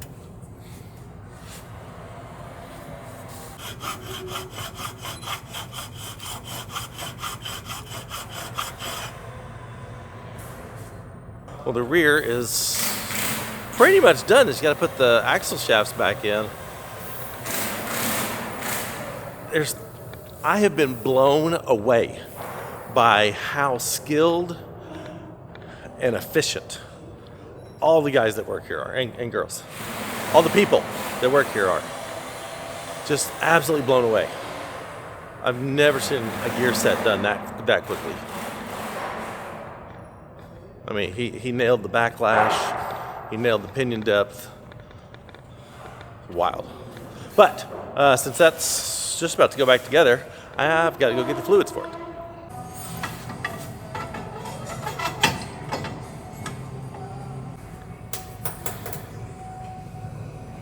Since my factory drive shaft has survived for over 4 years with all the abuse I put this thing through and 3.5 inches of lift, they went out to the junkyard out back and found me a brand new takeoff from one of their turnkey builds. So got a new drive shaft in the rear, yay. Well, we just got back from lunch and saw Ian under the hood with little wire gauges things. And I guess you could say we've had our first delay. Everything's been just going so super fast, but really 2 things. One, for some reason, the Revolution Gear Master Install Kit on the front did not come with axle seals, which is weird. but they're trying to track some axle seals down. So the front diff has not been done yet. And the check engine light that was due to the fuel pressure sensor, that's what the code is, me getting that part did not fix the issue. So Ian has been trying to track down where that issue is coming from. Maybe something with the body to chassis harness connector. I don't know. He's trying to figure that out, and that's the thing. That my Jeep came in with that code. This isn't something on them, but it's something he's trying to fix, and I think that's pretty freaking awesome. The Jeep would run just fine without it. Just have a check engine light on, but that's not good enough for them. So Ian's just going all over the place trying to find the little connectors where the issue's coming from. But yeah, that's what's going on after lunch. I'm more worried about the axle seals than, and I know they found them. They found axle seals. It's just got to give in. But just the delay in the front axle means delay in getting to drive it. And I'm anxious, but I want them to do it right, and I don't want to rush them. I'm trying to stay out of their way. But I'm just super impressed with how above and beyond the team here goes. It's quite impressive. Well, Ian has figured it out. I have. And the solution is not going to be fun for him. It won't be too bad. But we notice this a lot on these JLJTs as they're starting to get older. These plastics just become brittle. And on the JKs, the ones that are on the firewall, those break too every now and again.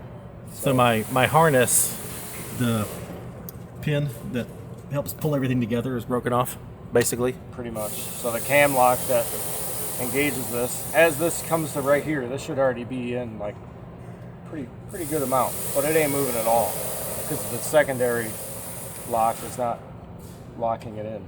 And what's your solution?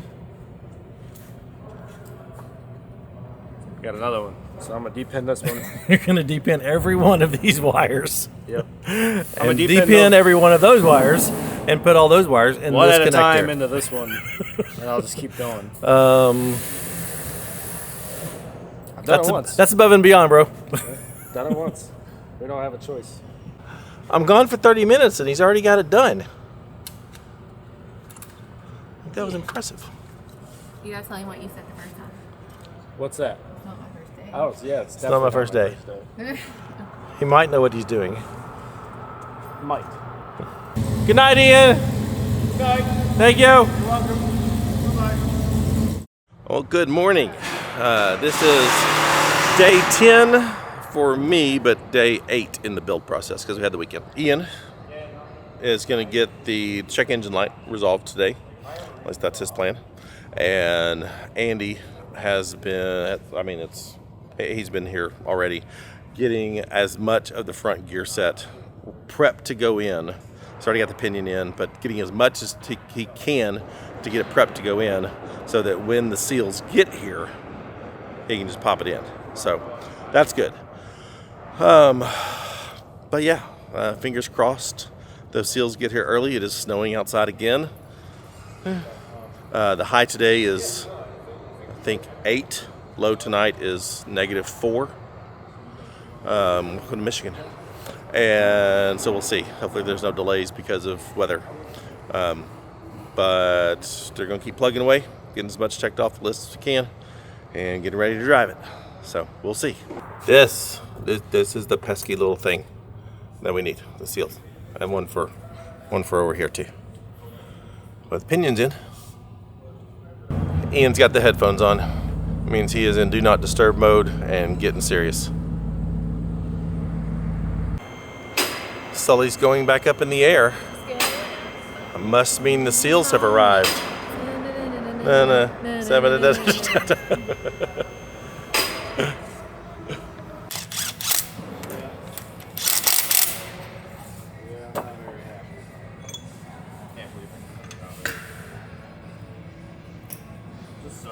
The wheels on the gears go round and round, round and round, round and round.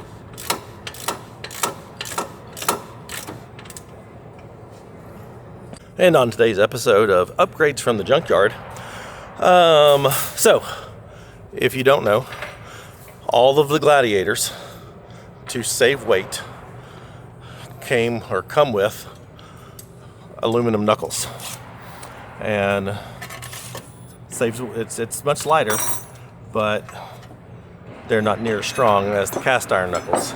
The Gladiator Mojave is the only Gladiator that comes with cast iron knuckles, as do the Wranglers. So they have this broken axle off of an Extreme Recon package, and we'll take these cast iron knuckles off and swap them out with my aluminum ones, because strength.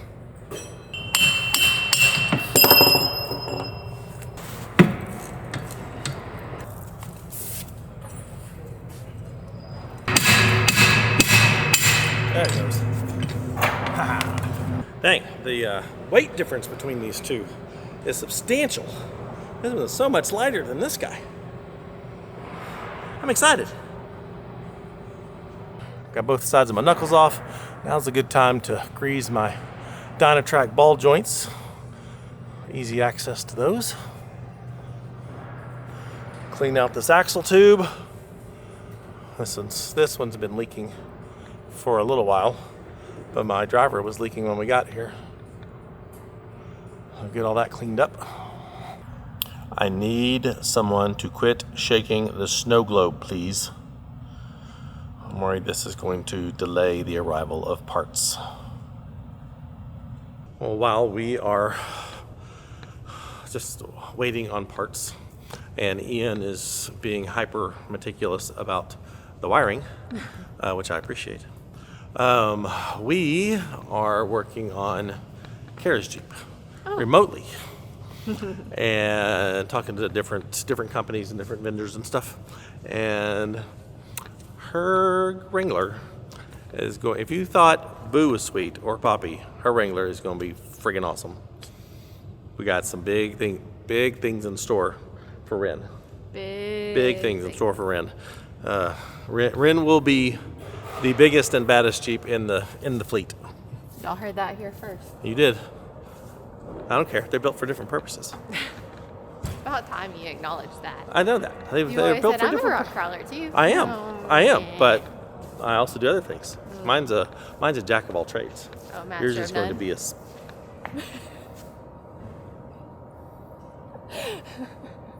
I mean, you can't. This video is interrupted by murder.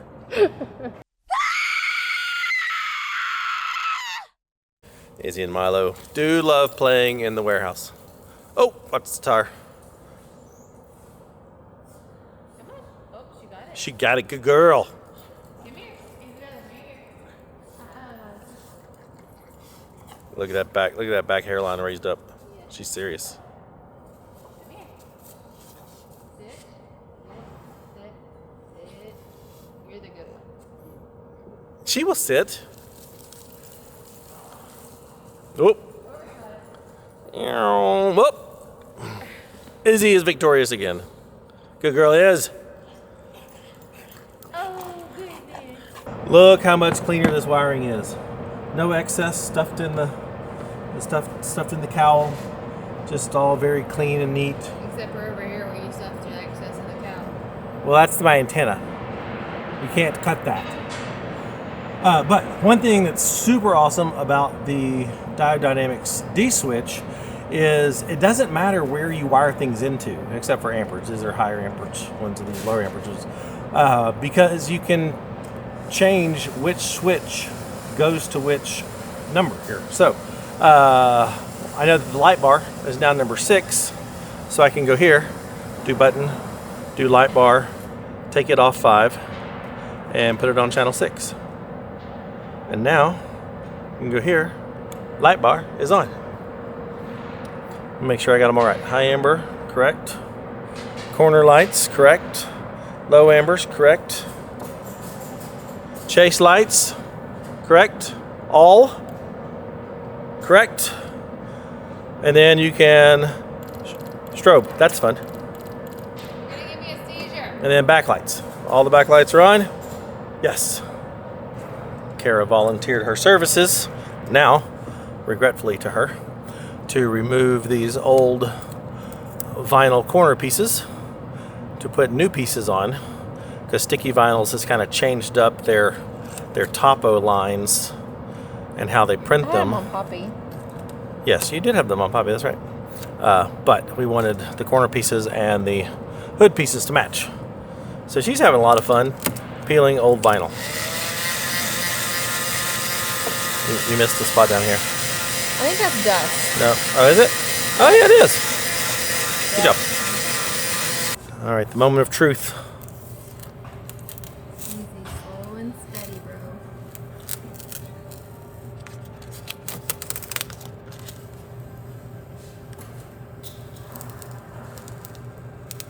So far, so good. Ooh. Ah, what is that? Is that a bubble? No. What is that? I don't know what that is. Oh, that's the topo line. Oh, that was a bubble. That's a knoll.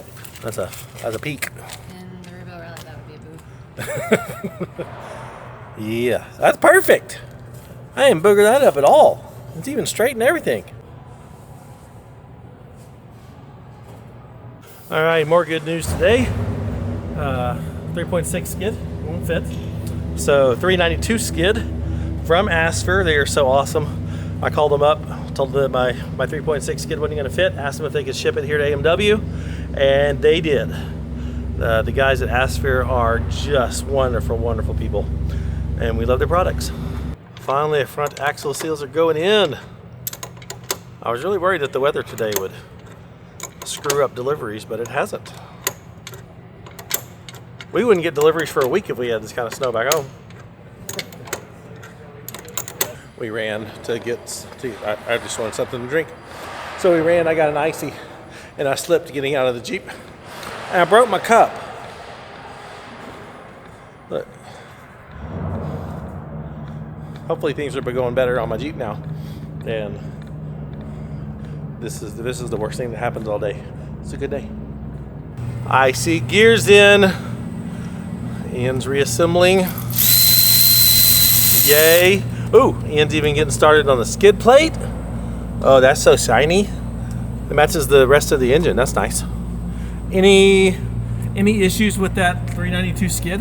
You're gonna have to modify body mounts or something?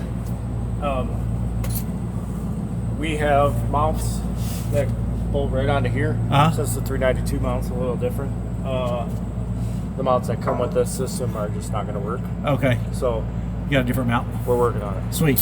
Yep. Awesomeness. So yeah, she fits in there. The exhaust clears perfectly. Yeah, it looks great. This is what they look like new, and this is 2 years of bashing them on rocks. Diffs back together. Fluid's going back in. Look, look, look. Fresh greased RCV. Cast iron knuckles on a Rubicon. New gears. Feels great, turns great. I'm excited. Well, it's pretty much back together. We're going the wheels will go back on in just a little bit. Kara and I are meeting some friends for dinner, so we got to go. But the wheels, the tires will go back on, and rock lights. I'll finish that up, and he's there. They're gonna modify the engine mounts for the skid plate. And then then they still got to figure out that check engine light, where that's coming from. That did not resolve it today. So, but and we still need the hood. We still need the hood pieces. Yeah, we still need the internals for the hood. But all that will be tomorrow. And then I think tomorrow's going to be a good day. I think tomorrow's going to be a real good day. Today was very productive, and I'm really happy with where it is, even if I didn't get to drive it because the weather was absolute crap today. Someone shook the snow globe, and it just wouldn't stop. So, but I think the snow's about over.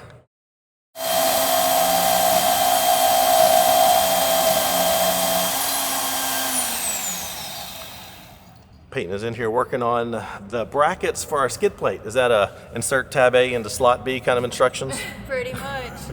And then you're going to weld it all together? Yep, I'm going to tack weld these and fit them and then... Broke it. Yeah. Dang it. She can make a new one. Awesome. Yeah. Well, good morning. We are getting a late start to day 11 for us, day 9 for the build. It is almost 10 a.m. What, Yeah, what are you that's thinking? Just fact checking you in my head. You thought it was Friday this morning. You don't get It's been lots of days. the days kind of run together. Yeah. Luckily, the guys here have not are not getting a late start. I think Ian's been here since 7. I don't even know what he's been doing. Yep. So we're gonna go find out. Look, look, look. Tires are touching the ground.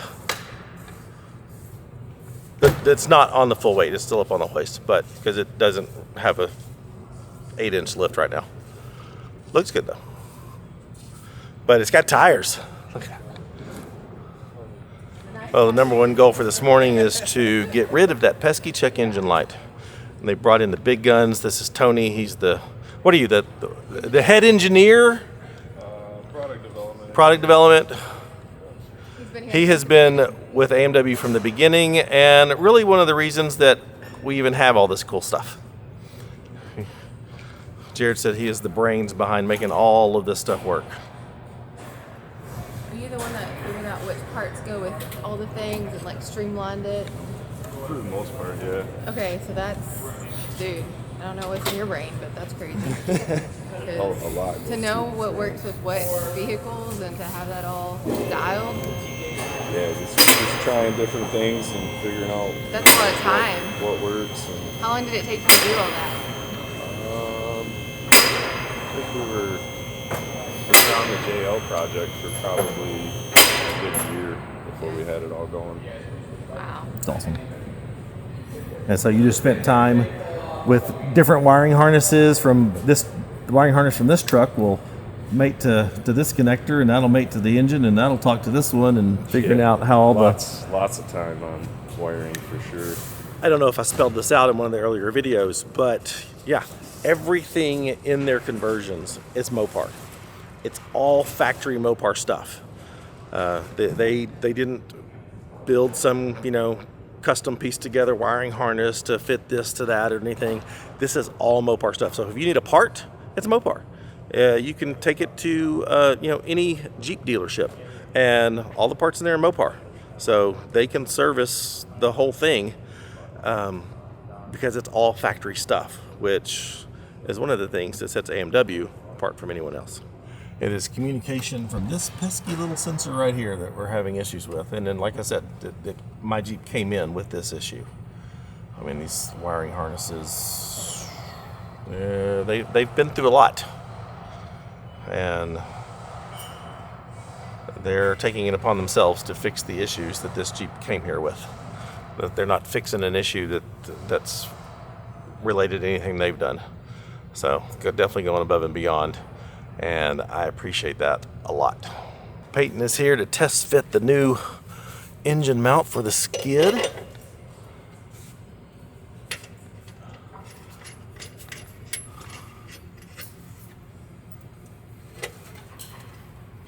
I love the simplicity of that bracket. Like, right? That is perfect.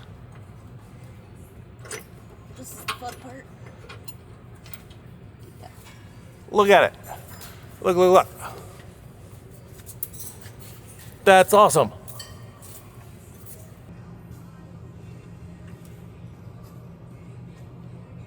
There's such a huge difference in how long it could take when you bring in an almost 5-year-old Jeep with 127,000 miles that's been through a lot, and a basically brand new Jeep. It goes much smoother on the new Jeep side. But these guys are awesome. They know what it takes. These are some of the best in the business. I'm so glad these guys are trying to fix this issue than the guys at my dealership at home. I wouldn't trust them to do this at all. Well, Tony just disassembled my old connector. Look at all that. He dumped it out and dust just poured out of it. So now there's there's the other side. But now I've got 2 brand new connectors. Fingers crossed that does the trick. All right, it's the moment of truth. Start it up and see if the code disappears. I knew it wouldn't be that easy. Yeah. Why would it be that easy? You got. Now they're checking voltages at all the connectors through all the harnesses just to see where the issue may be coming from. Well, through a bunch of different voltage tests, they have isolated the issue to that wire.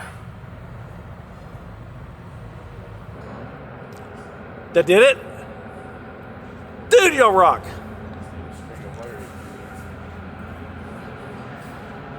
Just one little wire. That's awesome. They're awesome. They're freaking awesome. I mean, they were chasing down that wire issue no matter what, and they found it.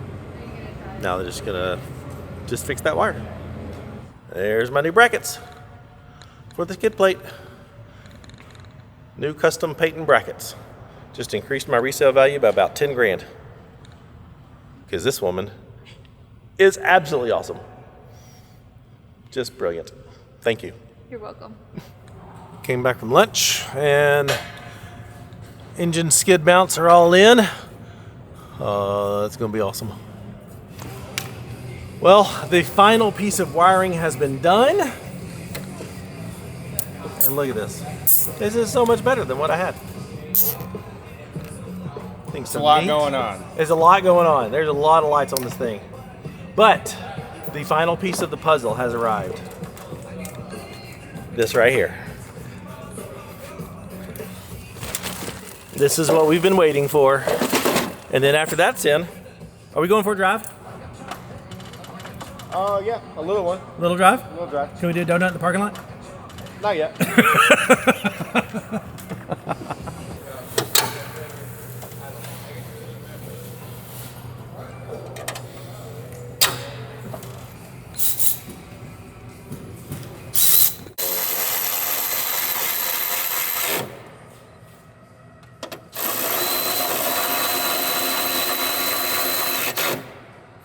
And since this hood is a lot heavier than the aluminum hood, we got the struts from Redline Tuning to make holding the hood up a lot easier. All right, well, we've had so many people in the comments wondering what I was gonna do not having a snorkel anymore, because y'all know I love a good water crossing. And this is the answer. This is the Jeep Hydra Guide. This came out with the 392 Wrangler, and it's basically a snorkel that comes through the hood scoop. So if water enters here, water is heavier than air. Most of the water rushes out the back, comes out here off the back of the engine. Any water that might make this curve this direction flows out this little drain plug here, and none of the water ends up in the airbox. It has been proven that it works. I'm sure it'll be tested. And hopefully in a couple weeks, I might get to test that out because we got our cold water run in the Ozarks. But I mean, there are YouTube videos of guys taking buckets of water and just throwing them in the hood scoop of their 392s.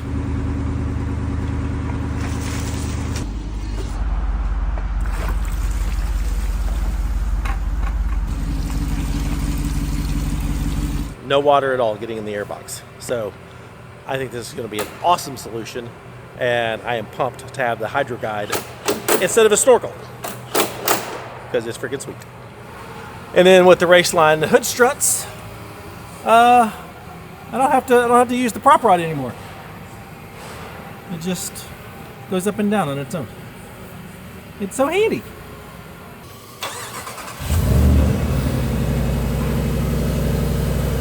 So far, we've heard it start a couple times, but we have never put it in gear. Ian wanted to take it for a drive just to see what it's like. Just make sure everything's good before we take it on a long journey home.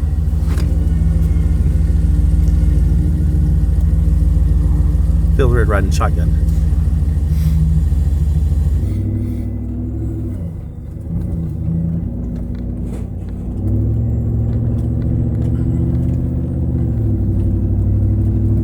We'll have to straighten the steering. Oh, yeah. Steering wheel's a little crooked. That's all right. We'll fix that. That's easy.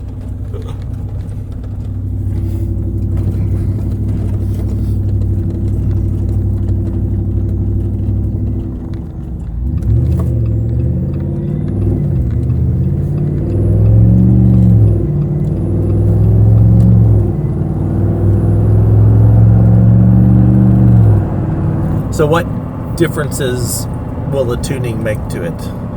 Mostly like shift points and stuff, or what is it? Yeah, kind of shift points and overall better throttle response. And, Okay, throttle response and stuff. yeah. Just mainly just making tweaks to anything that it possibly needs. Yeah, not too crazy. Overall, everything sounds good.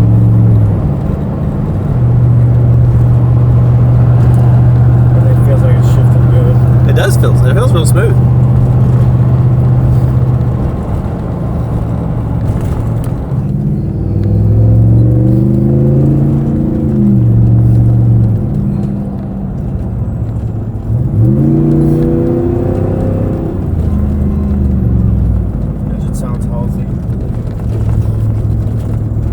So tonight, Ian is going to drive it home. How far away do you live? About 50 miles. 15 or 50? It's like 45 miles one way. Okay. Give or take. So he'll put almost 100 miles on it round trip to get a feel for it, and then come back here in the morning and make any tweaks that are necessary. Yeah, always the first drive is our first initial tell of, when we get back in the morning. You drive it real nice and easy on the way home, and you feel it out, and then the following morning, if you feel like you don't want to beat it up, but give it a little bit more beans. You're saying tomorrow we can do donuts? Yeah. Maybe. I don't know. We'll find out. Maybe in the snow. In the snow, yeah, absolutely in the snow. I don't want to trash the gears on the pavement. Yeah. No, I absolutely mean in the snow. Yeah, we'll let the gears get worked in a little bit.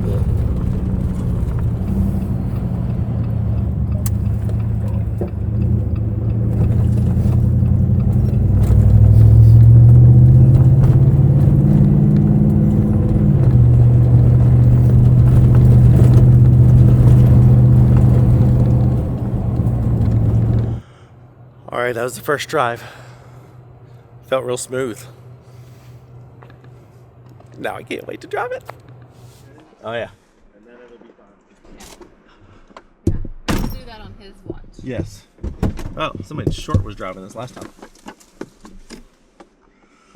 Oh. It's like you've never driven in a Jeep before.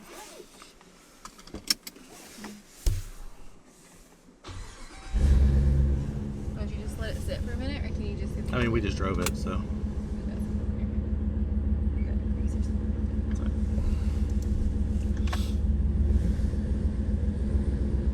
There was no clunk in the transmission going into reverse. That's nice. That's a nice new touch. Yeah. The engine running and no check engine lights is always a nice new touch. It is.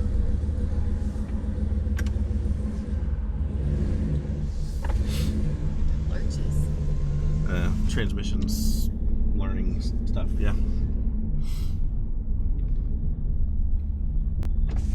We'll be right back. Okay. If we break down, I'm gonna get really cold. So I'm not wearing my jacket.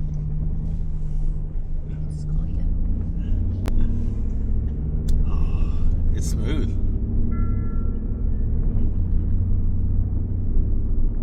I want to punch it so bad, but I can't. I can't. I know. I can't. I can't. Tomorrow. Tomorrow. I know. She's my supervisor. Everything in HR.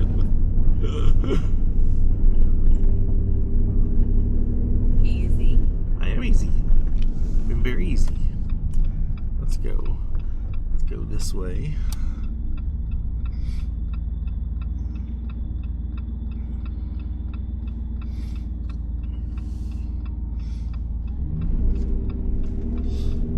See? That was super smooth.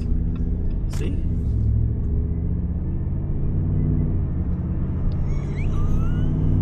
Okay. Wait, not even going with flow traffic. He was asking about 7th or 37. 8th gear. Huh? 7th. Or 7th. I don't know. Would it drop into 8th gear? I have to go a little bit faster.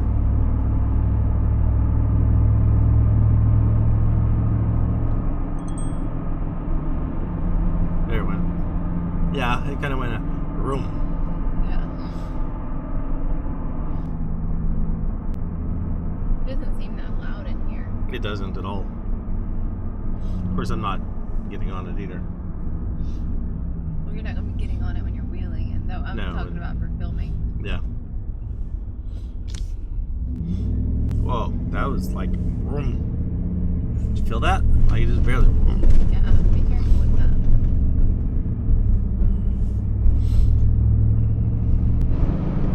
God, I love this Jeep. I was worried about like the sight lines on the hood, but it's I honestly don't really tell much difference. Definitely, I mean, definitely, but like in the corners, I can see the corners just as good as I could before. It's only in the middle, and you can't see there on the trail anyway. Like that's. You have a forward-facing camera. That's true. But no, my sight lines with this hood are no different. I like it. Yeah, I've said all along that if I went with the 5.7, I wanted it to be quiet. But I really like the way it sounds right now. We'll see how it does, like in a trail video on the trail, and we're going to evaluate that. But I like it. When am I getting mine? I don't know, but I definitely see it in your future. Yeah. Leave a comment down below. There's already been a crap ton of comments. When's Kara's getting hers? Let everybody. When's Kara getting hers? Everybody let Matt know that Kara needs one too.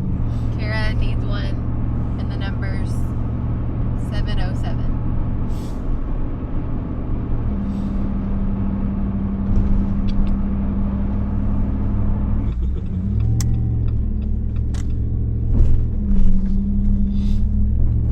Easy. Easy.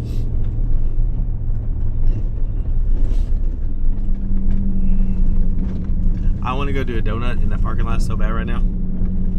So bad. No. Oh, yep.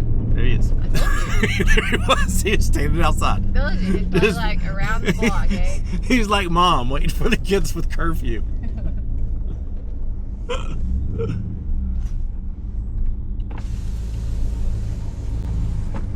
You're standing outside like parents waiting for their kids for curfew. No, Alex just left. So I was watching the donuts.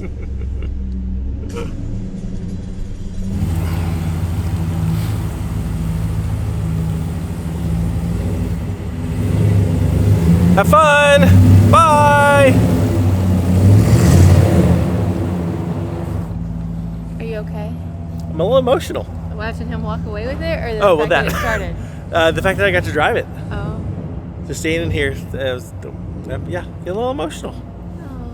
Sully's been a good Jeep. Yeah. It has. It's been a very good Jeep. Bless it. Anyway, Gotta get tomorrow, that's my Jeep. That's my Jeep. Tomorrow, we get to go take it out for like The day. And like drive it on the interstate and stuff. And drive it like you stole it. And I get to drive it. He said I get to drive it like I stole it tomorrow. But under the state, like the signs that tell you how fast to go. Might break an occasional speed limit sign. signs. They might break the speed limit occasionally. No, that's against the law. Anyway, so yeah, Sully lives. Sully's back in action. Well, this is a heck of a sight to wake up to.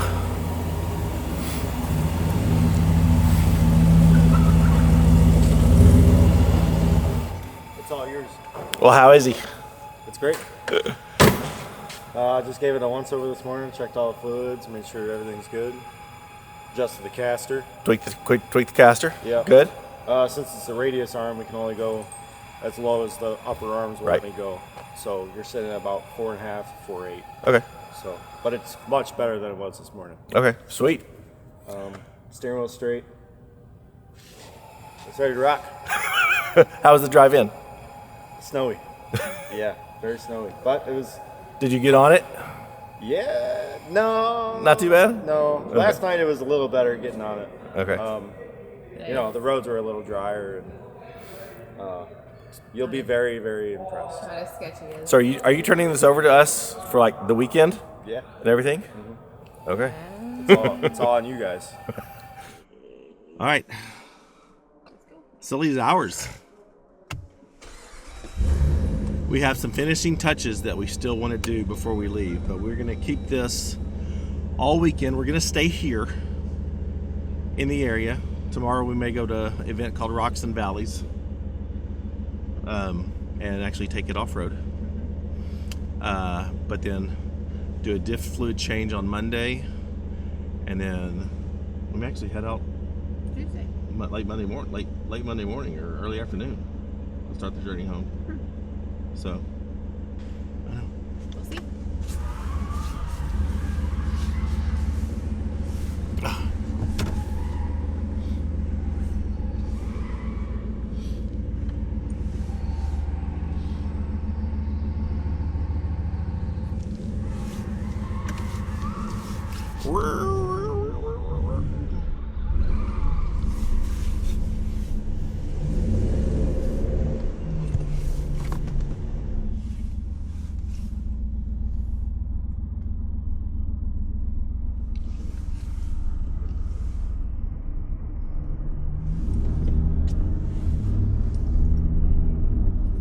First place we have to go is over here to get in a gift card.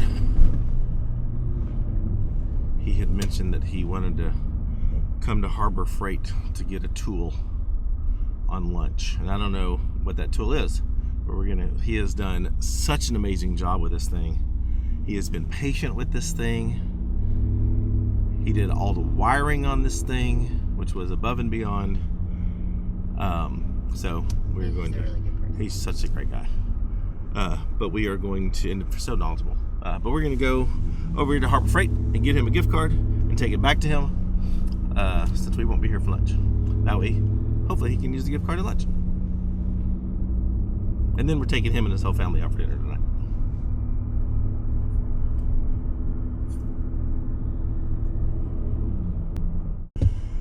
Gift card acquired. How to take it back to catch him before he leaves.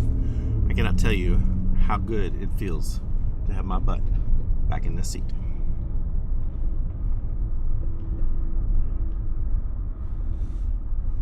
It's like I have a brand new Jeep, but the seat's already broken into my butt.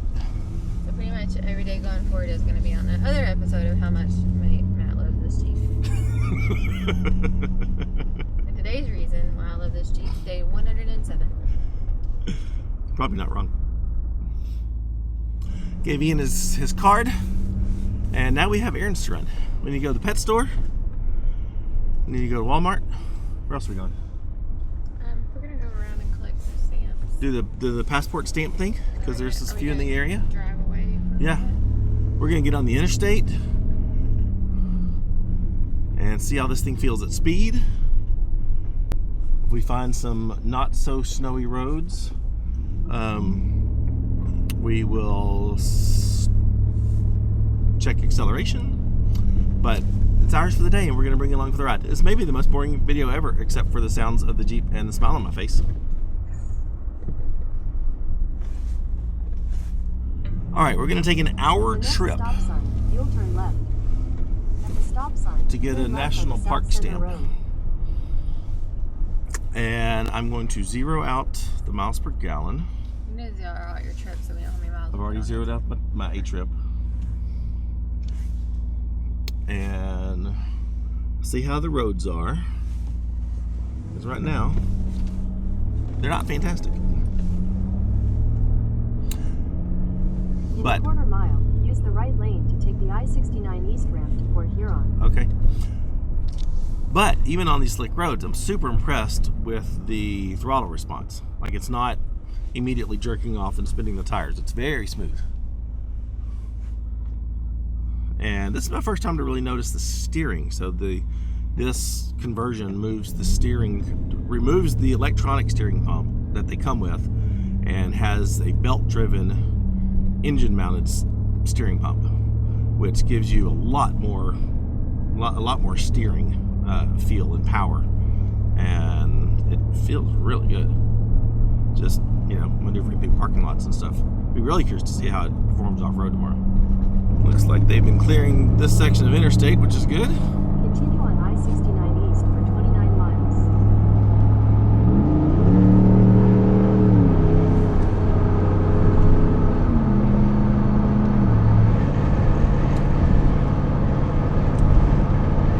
It's just smooth. And in case you're wondering, the temperature outside is -2. -2. That's impressive. Just been cruising at 67 miles an hour. 8th gear is smooth. 12 miles per gallon so far. That'll get better as the engine gets broken in. But now that the roads are so clear, let's see what happens.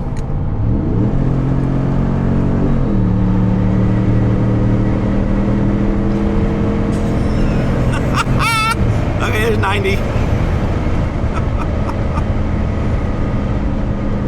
It'll get it. It'll get it.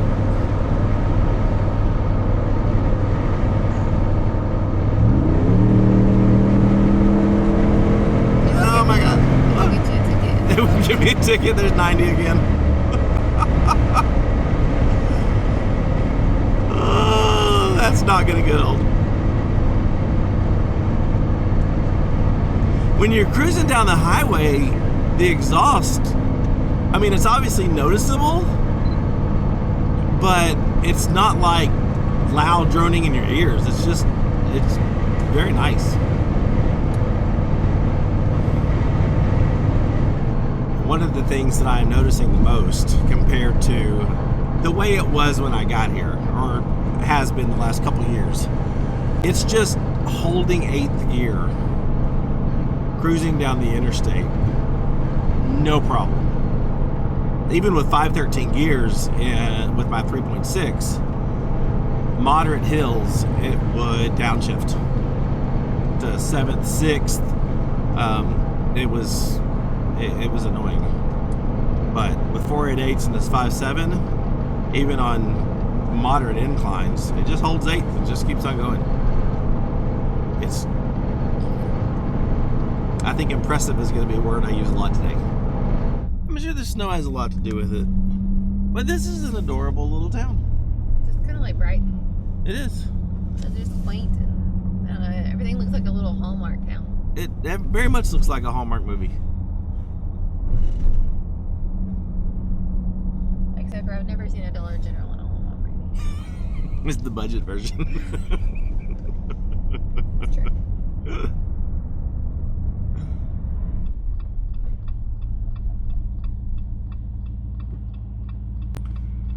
One thing that I think may make this whole engine conversion absolutely worth the price.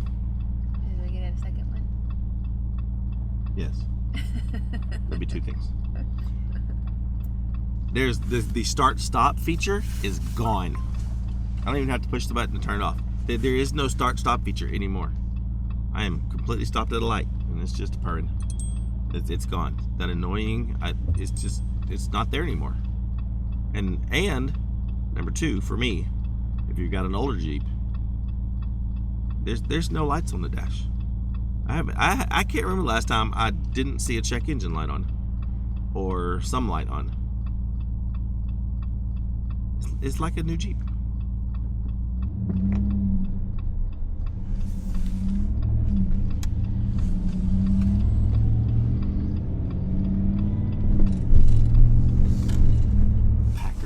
Proving grounds. What is this place? This is a Motor City National Historic Area. Packard Motor Car Company. Oh, the Packard. Yeah. That's what this is. Yep. This is where the Packard was made. Oh, I should have been a lot more Your excited about destination this. is on the right. You typically aren't excited about the things that I'm. Would you quit saying that? Awning? Maybe is that the library? I don't know. This building. Yeah, they're beautiful. This street. I don't see an awning. Repair garage.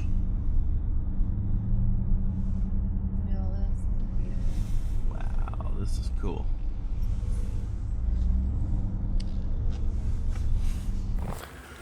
Oh, while Kara's inside getting her stamp, let the dogs run around in the snow for a little bit. Let Izzy eat some snow because she just loves to eat snow. Let the engine cool off and the gears cool off, which shouldn't take long since it's 0 degrees. Milo, where are you going? Good boy. Look at this girl, Isabella.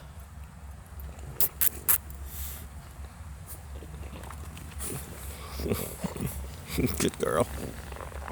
Kara loves collecting these national park stamps. She's got the whole thick book of it. Sometimes it takes us to places like this that I had no idea what this place was or that we were even coming here. So I knew the name Packard, but this is the Packard Proving Grounds for the old Packard Automotive Group. And then here is some of their original cars. So I'm pumped about that.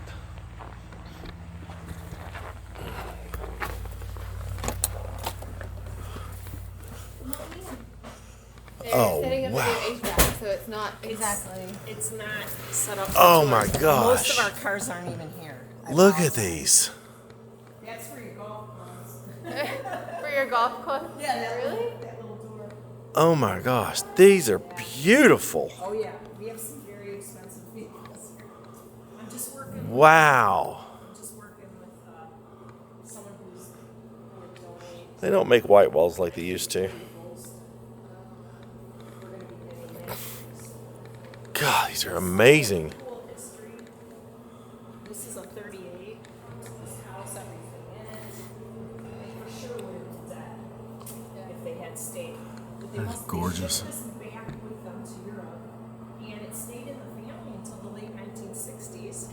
And then a guy, a collector in Italy, bought it from the Metternich family.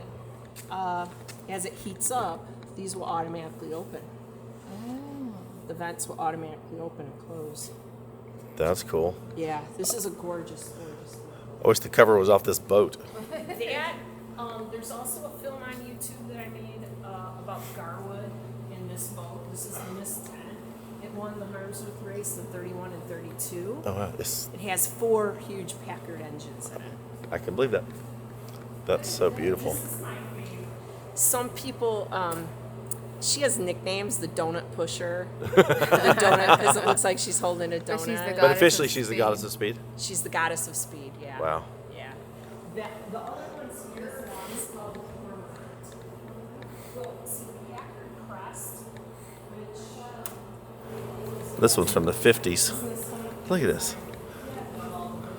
That is crazy. yeah, this is a beautiful vehicle. Wow. Oh, thank you.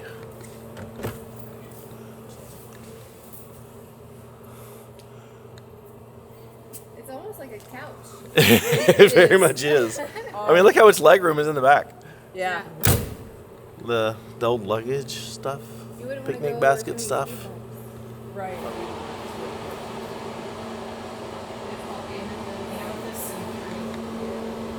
This is wild. This has a whole torsion bar system on it that they came up with that automatically leveled the vehicle. That is wild.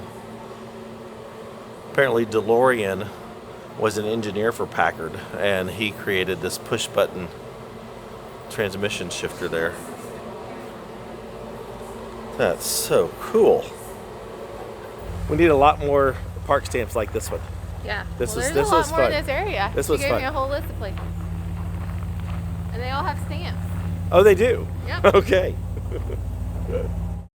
Well, this was an unexpected highlight of the day. You can go back there. Yeah. That's where the race. Apparently back here was their test track, or used to be. Now it's houses. But There's still a piece of it. There's still a piece of it. We can put tires on it, and it was at the time the fastest racetrack in the world. Yeah, until the Italians took it over. The Italians built something faster. Yes, he said there's one little part that we could get on. These trees are beautiful. I mean, it's really pretty when it's not like snowy. Not dead. Where's the hanger? Oh, is this it right here? Yeah, this is it. We're on the old test track. It's only about, what is this, 50 yards left. And it used to be banked. It had banked curves, like NASCAR. There you go. Yeah, we've been on it. That's so cool. The more you know. Okay, now we head back to Flint. Yep. Before we head back, need to get gas. Is this going to be a recurring theme because you're driving this with better gas mileage? No. Oh, I don't know. Definitely getting better gas mileage than my 3.6. But we just get to use regular. We don't have to use premium. This is I think the only engine in AMW's Hemi swaps that uses regular gas. Is it okay? I think the rest of them. Or should you use premium? Nope. It's designed for regular. Wait.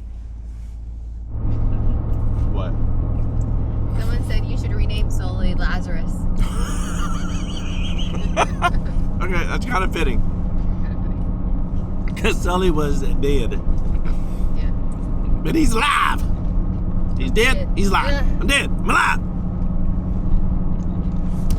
Someone just said thanks, put my deposit down yesterday for a mid-March start. Heck yeah! Sweet. I don't think they'll regret. Can we put our deposit down for a mid-March start? That's a good idea. In March, we're going to be at EJS. So, end of March start? Post EJS. We can inquire. We can submit an inquiry form. So mean. Okay. In all seriousness, I don't know the whole. I mean, obviously, I'm not bringing a brand new Jeep here or a low mileage Jeep here to get that done, and how it affects warranty and all that sort of stuff. You know, but I mean, we had some serious choices to make with this. A lot of people said, "Oh, why don't you just go buy a new Jeep?" Well, because I already had Sully built the way I wanted it to. And all the suspension parts and all the important parts down there are fairly newish. The bed, built the way I want to. The last thing I wanted to do was buy a brand new Gladiator and then have to rebuild everything to get it like I wanted it. Sully was already paid off, so it made the most sense to get a new engine. And if I'm gonna, and I can tell you, I'm going to be so happy with the 5.7 from AMW. I was gonna say it's a whole different Jeep. There's been so many people. Why didn't you go to the bigger engine? Like there's a, Yeah, could have gone with the 505. Could have gone with the 606. But I wanted to know. I wanted to see what the 5.7 was like, because I genuinely feel that the 5.7 is the engine Jeep should be putting in these things, at least as an option. The 392, I mean, it's got more horsepower and all the things, but that's not the realistic engine. This should at least have the option for a 5.7, not the 392. I think this engine is going to be perfect. It is a very reasonable increase in horsepower and torque. It runs on regular gas. It gets better gas mileage if you're not hammering it. That's the hard part. And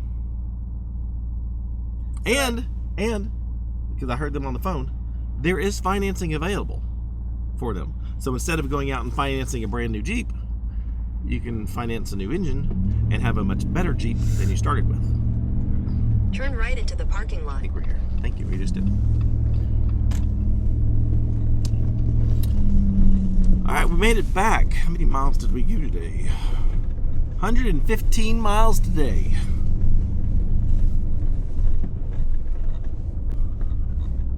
I would say I'm very impressed. Yeah. It's just so smooth. But we are back in the AMW parking lot, and I think it's time. It's time.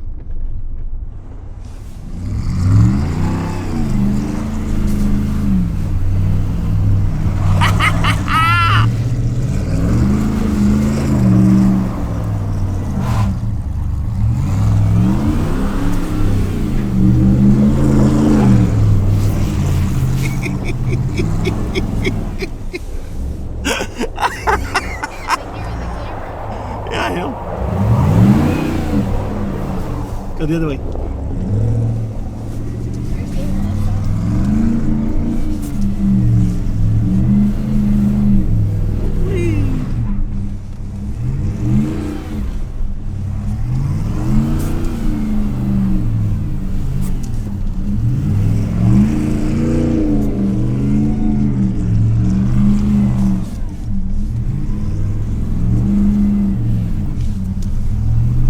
How did you get this Band-Aid? Oh, we hit a pole in the AMW parking lot. Yeah, that's the way that's gonna go. Okay, that's fine. Michigan brings a whole new level to the Salt Life stickers. And this is the Salt Life. Instead of flip-flops, they could have snowmen. They could. Michigan needs their own Salt Life stickers. Yeah, with snowmen. Well, Jared said he had a surprise for me. Look, look, look, look, look. There. And look, look, look, look. There. And their own transfer case shifter emblem. And now for the most important badge. My Jeep will no longer be trail rated. Now my Jeep is AMW rated. That's friggin' sweet. This was a good day. Good day. This was a really good day. Was it everything you imagined it would be? Yes. Maybe more. Maybe more. I honestly thought the 5.7 might be a little tamer, and it pretty rocks. I'm anxious to have dry pavement. Like actually test acceleration and stuff, because you can't on this stuff. Yeah. All the roads here Where are do just you so notice horrible. it the most? Everywhere. From startup to shutdown, everywhere, literally. I have been told that there is another surprise coming on Monday. So I get to bring my Jeep? I had a feeling you were going to say that. Oh. But no. I don't know. I don't know what the surprise is. I do. Oh, I'm you not do? supposed to tell you. Oh, okay. Well, good morning for us, day 15. We got here on 2 Mondays ago, and today is the second Monday. I think today is our last day here. And I know the plan was to drain the diff fluids, take a look at those, fix the rear drive shaft, hitting the skid plate at flex, and figure out the transmission not manually shifting in for low. And then one more set of eyes to just kind of look over it and sign off on it. And then we're done. This has been an incredible process. It's been an incredible experience. And I'm pumped to get Sully out on the trails. There's like normal break-in metal out here, which is very normal. There wasn't like chunks and pieces or anything like that. So. Yeah. How's it look? Looks good. Good? Yeah. Color looks good. Yeah, it all looks pretty normal. Just little bits of metal. That's normal. That's expected. Yeah, no chunks or nothing like that. No chunks are good. We don't like chunky diff fluid. The fluid's clear and the magnets are doing their job, so yeah. We saw on the drive shaft where it's rubbed a little bit, and so he's gonna try to bend. He wonders if it's because that skid plate's so it's so jacked. Jacked up. It's so jacked up. It's been through a little. It just, this whole lower leg is all bowed out this direction. So I'm gonna try and, I don't know what I'm gonna do yet, but I'm gonna figure something out. Can you just cut that off? I mean, turn me loose with an air hammer. I'll bend that sucker back. Well, that's what is this aluminum or is it's aluminum. It'll bend pretty easy. I should know if you could cut that off, just to shape. Yeah, it's just I can do that too. It's just this one edge. So, I don't know. I'll try with an air hammer. I just don't want to make a crap ton of noise, but I'll probably end up trimming it. Yeah, I don't care. Bang it, trim it. Doesn't matter to me. I hope it doesn't look like any weights or anything fell off the drive shaft. No, but you can see the. There's marks. Yeah, I expected that. I didn't see it just like visually looking at it, and then I put my light on it. Okay, well that's good. That's not too bad. Yeah, no, it looks. No, but over time it would get way worse. Oh yeah, for sure. Yep, for sure. We'll get it taken care of.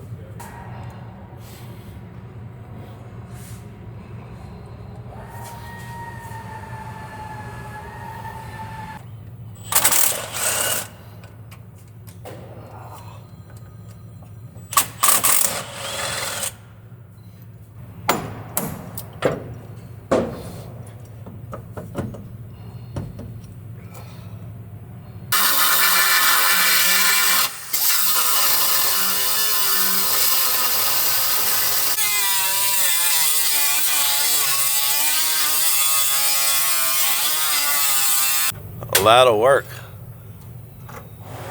So much more clearance. On the old time. Sam is doing the checkout inspection.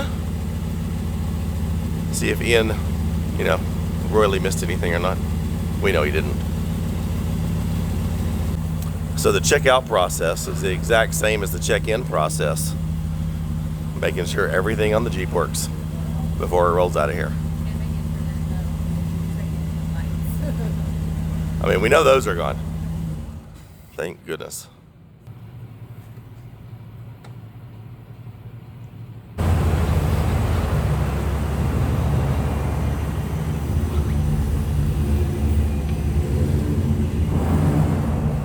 Well, we came down here after the inspection and Ian is tearing apart my dash. So, is this a sign that the inspection went poorly? No, it went great. Awesome. I have a couple things to fix, tie up some trans lines in a certain area, and boom. We're done. Sweet. We're gonna get the dash apart so we can get your top secret stuff installed. Top secret stuff? Yeah. That's exciting. Top secret only if you're not Ian and me.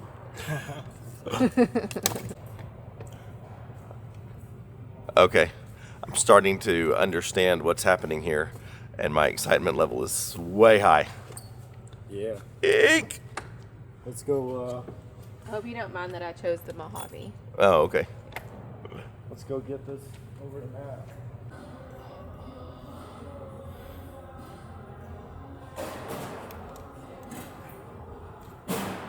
Oh my gosh. Look. I've got the AMW gauge cluster. That is so sweet. I am pumped. That looks so good. All right, look at this. Look. Oh my gosh. I am so pumped. That looks so cool. Well, Gabe is going to take it to detail the inside. I told him not to deal with the outside because it's going to be driven home. So, but he's going to make the inside clean. I really feel sorry for him. That's really dirty in there. Bless his heart. Let's check in over here.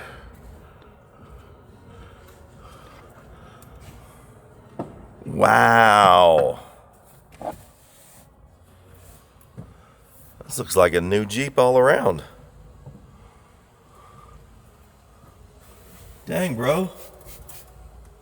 This looks amazing. Appreciate it. Smells amazing.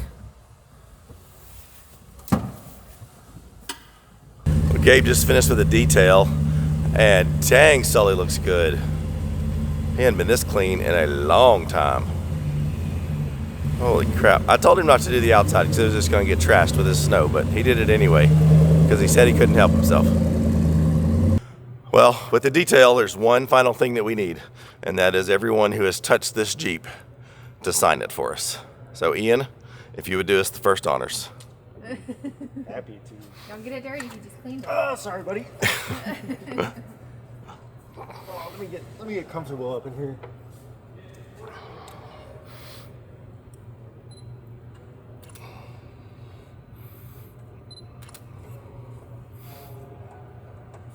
You got yours? Sweet. It's a little signature. Thank you. No problem. Gabe, you just spent 2 hours detailing this thing. Sign it for us, please. Yeah, get comfy. It's hard up here.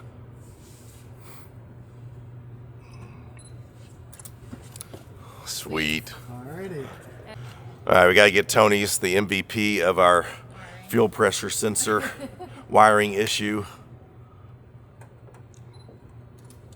Sweet. Thank you. Well, it's after 5 now, and a lot of the people have gone home that have worked on this. So we'll get the rest of the signatures in the morning before we head out. Yep. But It's done. Sully's done. Signed off and ready to wheel. It is. So we will be heading home in the morning, and next set of videos we'll be working on daily vlogging, building up Ren for Kara, and got a big trip to the Ozarks coming up. Still got to edit the final video for our Big Bend trip. Yeah. So lots of stuff coming. But thank y'all so much for watching. Huge thanks to AMW. Yeah, and Blood Industries. AMW, Incredible. Blood Lubricants, Ian, Tony, Peyton. There's so many. We're going to have all the, yeah, big thanks to Jared, the owner.